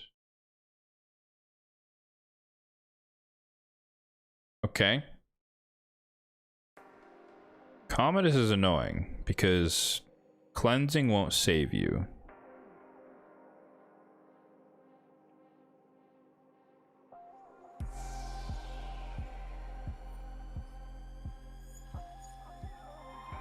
I want to run Untouchable Python. Pythion. He goes first here. I can't let Armons live though, so we're just gonna have to face tank the Marius and the Commodus.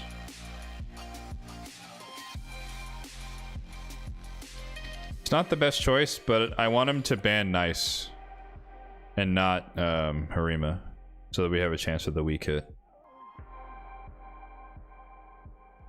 This is like a Hail Mary play here. He has the advantage with like, this is just champion diff. Like he locked in going first with an off Arbiter pick because he knows I'm not going to ban it.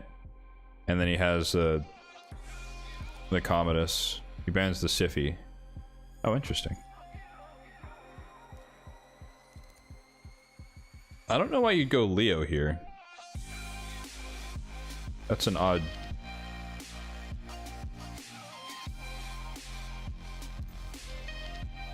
He doesn't have any buff removal.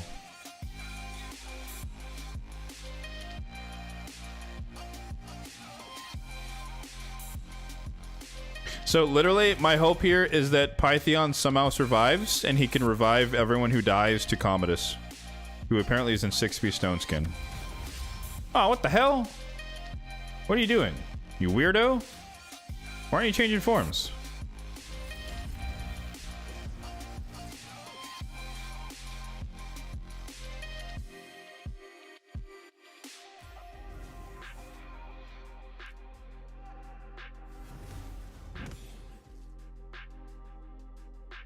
If I'm him, I A2 here.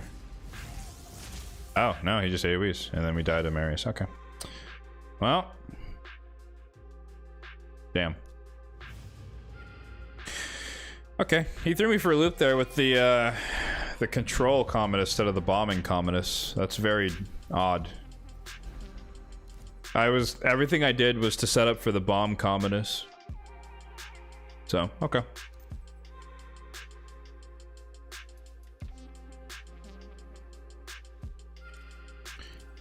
Can't plan for curveballs like that. When people do off-meta things. Okay, that's annoying. We'll go with the turtles on this one. I like turtles into Wukong. I think we ban Arbiter here. Oh, we went the cat. God damn it. It's annoying. We can survive the cat, though. It's gonna be tough, but we can survive. I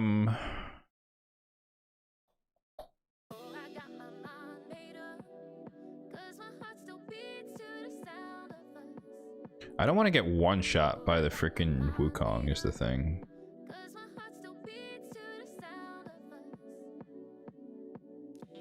Once again, I think we can have a slight advantage here by getting rid of the Arbiter because everyone else is not speed boosting. He bans the Fabian, makes sense. Do I need resistance in this fight? Not really. So we go for defense? Yeah, let's go for defense. I don't know who goes first here. I'd assume him because he has the speed aura, but there's no turn meter. Yeah, I was like, there's no turn meter fill, so I might actually go first. We're gonna save the cleanse. I want them to do something here. I need to know what he's gonna do. Block buffs? That actually makes sense. We're gonna cleanse that off. Alright, he's dead. He revives. He changes forms. Wait. Oh, he feared himself. Want a submission actually proc for once. Does he gamble the metamorph? That's a big gamble. Ooh, I don't know if he... I actually don't really know what happened there, to be honest. Okay, we got feared. Rip.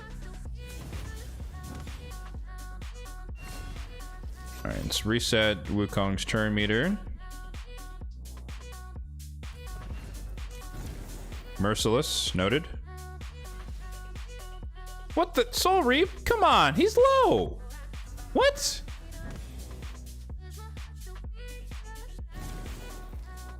There's no way he's not low, right? If he changes forms, he dies. But I think it's on cooldown because he tried to use it. Unless he A1'd. Who knows? I guess we'll find out. He does that, he gets counterattacked. Soul Reap lets me down, he kills Marius. And that kills just, what? Wait, what? Is this a support Wukong? Let's get rid of the Empress. GG's? GG's. Was that a support Wukong? I guess so. There's no way you don't kill a Marius with decreased defense, right? With your A2? I'm great. Am I crazy? There's no way. That, I guess that was a support Wukong. I didn't. Okay, I haven't seen that in years. Interesting.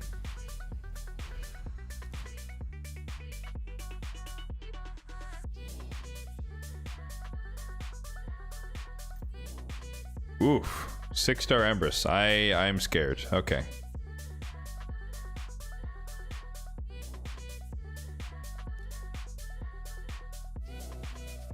That doesn't tell me anything. Let's go. I'll try for the Leo. Oh, I should have went Marius. Nah, well. Oh, you bastard! How rude! He stole my Donnie, bruh. Okay. Alright. So in that case...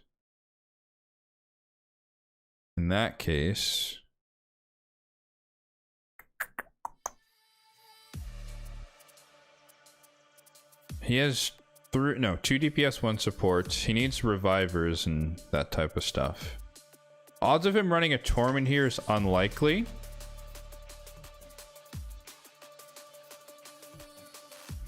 So I think we can actually steal the speed race from him. And then let's see if we can bomb. I'm gonna hide the bombs. Is there any champion that can empower Empress? I don't actually know. I assume... Oh, he's going Calvi. That's not a threat. Nah, you lost, sir.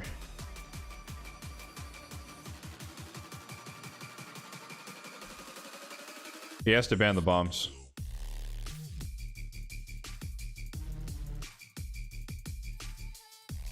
Yeah, he has to ban the bombs, right? Yeah.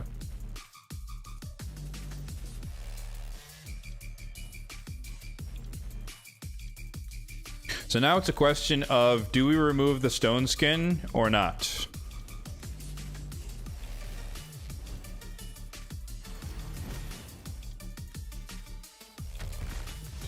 Resisted on the Gizmac, brother.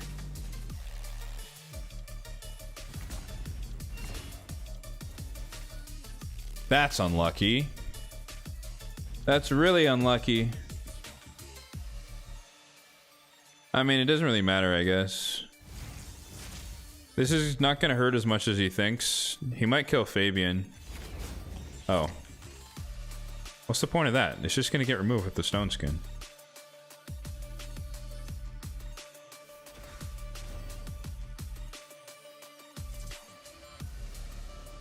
Oh, it doesn't. Oh, Pain Link goes through it. Okay. Noted. Okay. Good to know.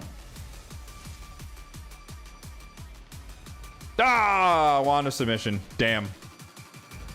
Okay, we got lucky. We got feared out. He can cleanse, which is bad. But we can sleep. Ow, we killed. That's unlucky. Alright, apparently we have a nuking Siffy, folks. I don't think I cut in ahead of the Empress here. I forgot there's a Lydia. Awkward. Because no one plays frickin' Lydia in 2025. Alright, we die. GG's.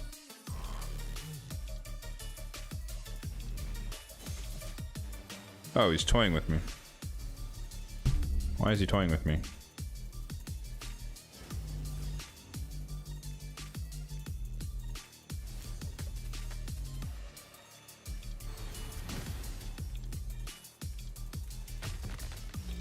The awkward part is that now he's locked out in Form 2. Never mind. Dude, alright. We can't catch a break. This guy's brutal. Oh my god. He has a high resistance Donnie. Okay. I didn't think he was going to steal Donnie from me. That's kind of crazy. Oh, finally, there's our stone skin. I don't think we're ready to nuke, though. I forgot he has the wand of submission. That was stupid.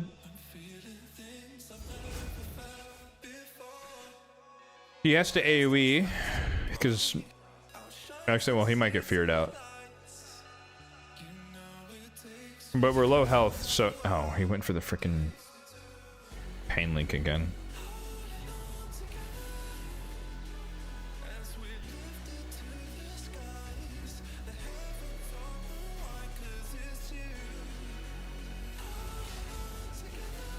I feel like he should have won already, to be honest with you guys.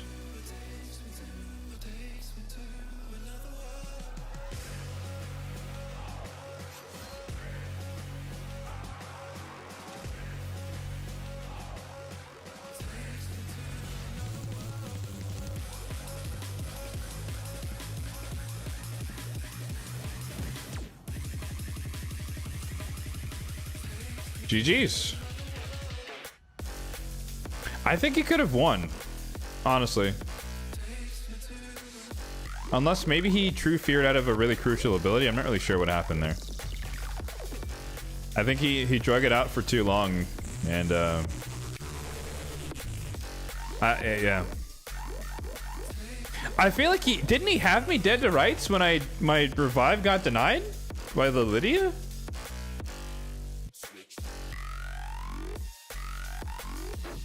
Because he like A1 Siffy.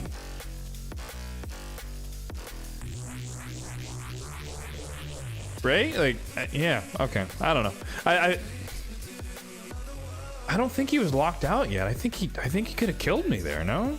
He hadn't AoE'd yet. Oh well. Not my problem. I'll take it's free dub, I'll take it.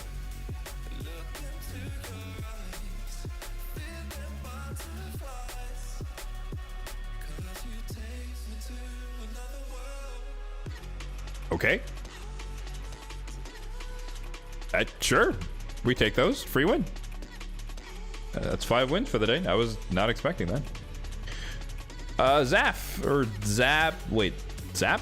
Zaps. Appreciate the follow. Thank you. Thank you.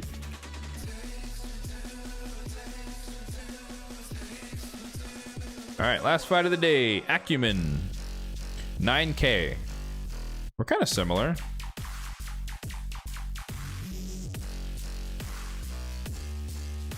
Zap snaps. Hey, he's a knower. He's a knower.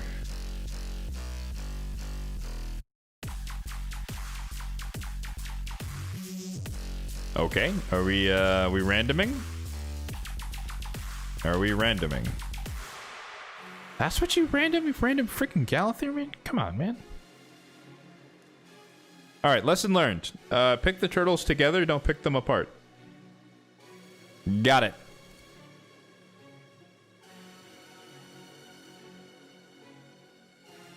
Like I said, this is basically day 2 of me using Leo Donnie, so growing pains as I figure out how to actually use them properly. So I guess one rule is don't pick Leo by himself, or if you're gonna pick him by himself, pick him last, so they don't steal your duo.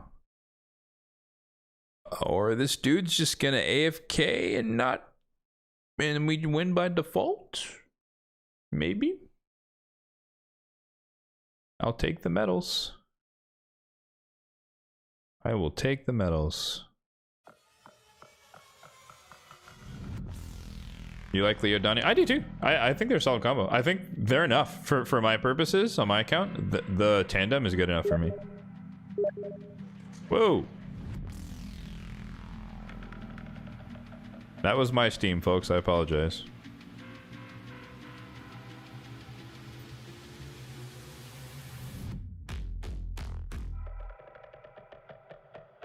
Oh, I was like, I know this song. It's Bunny Hop. Yep.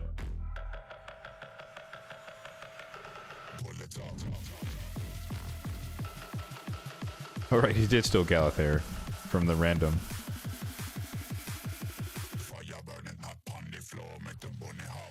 Dum dum dum dum.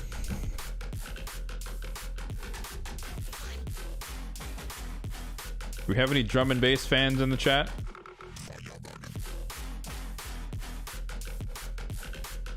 Any drum and bass fans? Yeah, it's Saturday night, and my friends want to play PUBG. So, apologies. Yes, that was my Steam message.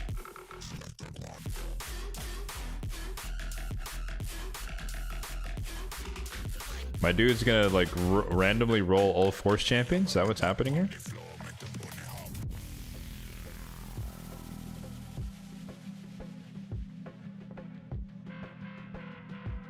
We're playing a lot of Arc Raiders. I've been seeing people play Arc Raiders. I don't know what it is though.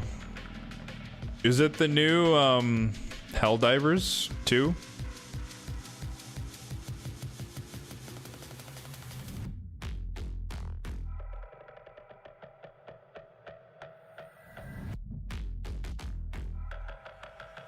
Extraction shooter. Yeah, so is that not Helldivers? I've never played. Yo, his random was kind of helping him, and now it's not helping him. Where the hell did the husk come from, bruh? That's wild. Bum, bum, bum, bum.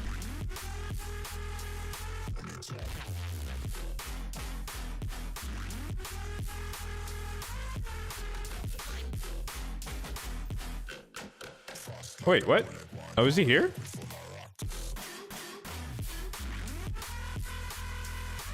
You used to love drum and bass? You haven't kept up with it in years?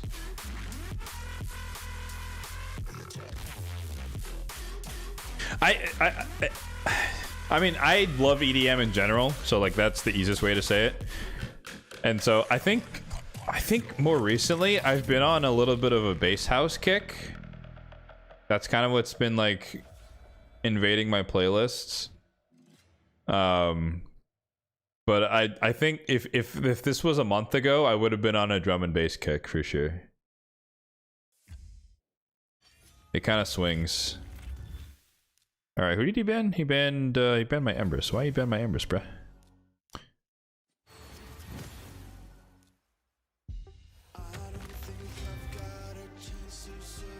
Oh, nice.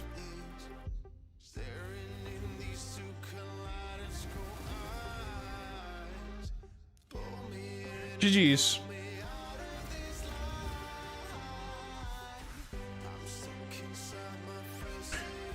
GG's.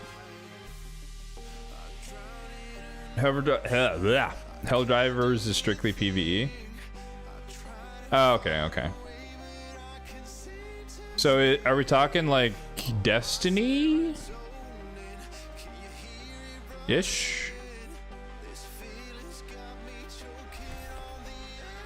Yes, we got some dust. We love dust.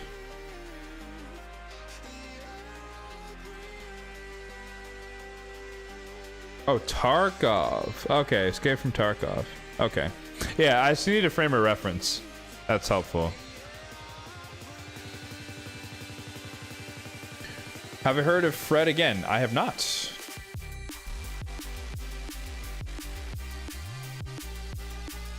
Speaking of drum and bass.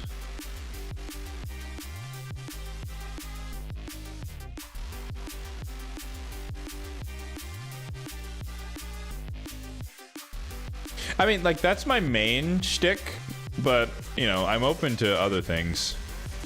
I'm not much of a lyrics guy. I'm more of a rhythm and sound guy, hence the EDM.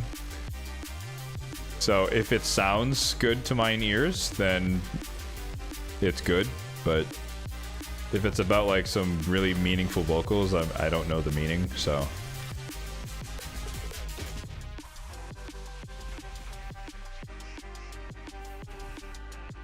Want a submission?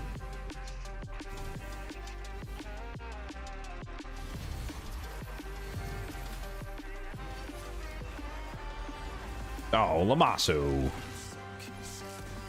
You and your AI.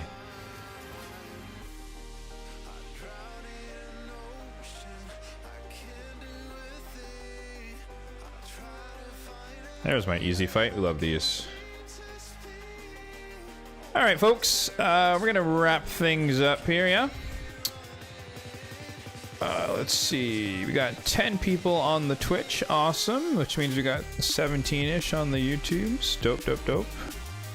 Appreciate all of you for hanging out. You know, it's not the usual stream time. I guess sometimes it's a better time or a better showing in the evenings. It kind of depends. But like I said before, normal times are 10 a.m. Pacific time on Saturday mornings. However, next weekend will probably be another session like this one where it's going to be later in the day just because of having to work on Saturday. But yeah, so let's see.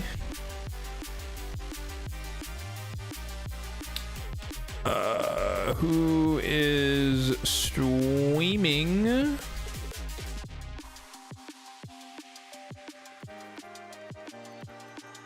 Let's let's do RSL Kick It spot. I don't even know who that is, but we gonna find out. Wait, that's not his name. I'm sorry. I just read his stream title. Derp. Tokozuna. Cool. All right, let's get the raid kicked off here. But yeah, next stream is next Saturday. Probably going to be in the afternoon. I know definitely after today's Saturday session that I will be working next Saturday, but not the subsequent one, which is kind of nice. But yeah, as the holidays come closer, but we're trying to crank through some stuff IRL. But yeah. For those who don't know, especially if you're watching via Twitch, I am also a YouTuber. I do make YouTube content, which is more of kind of the stuff where I just show you what is possible to do in the end game despite being free to play. So you don't have to spend the money, but if you put in the hard work, you can do exactly what I've done. Not exactly, but you can do mostly what I've done. But yeah. Hopefully you guys have enjoyed today. Like I said, takeovers are in work in the planning stages, so that might be coming fairly soon, so stick around for that, more information on that. So if that's something you're interested in, then come back and see an update for next week. But yeah, thank you all for watching. Catch you all next week. Have a good one.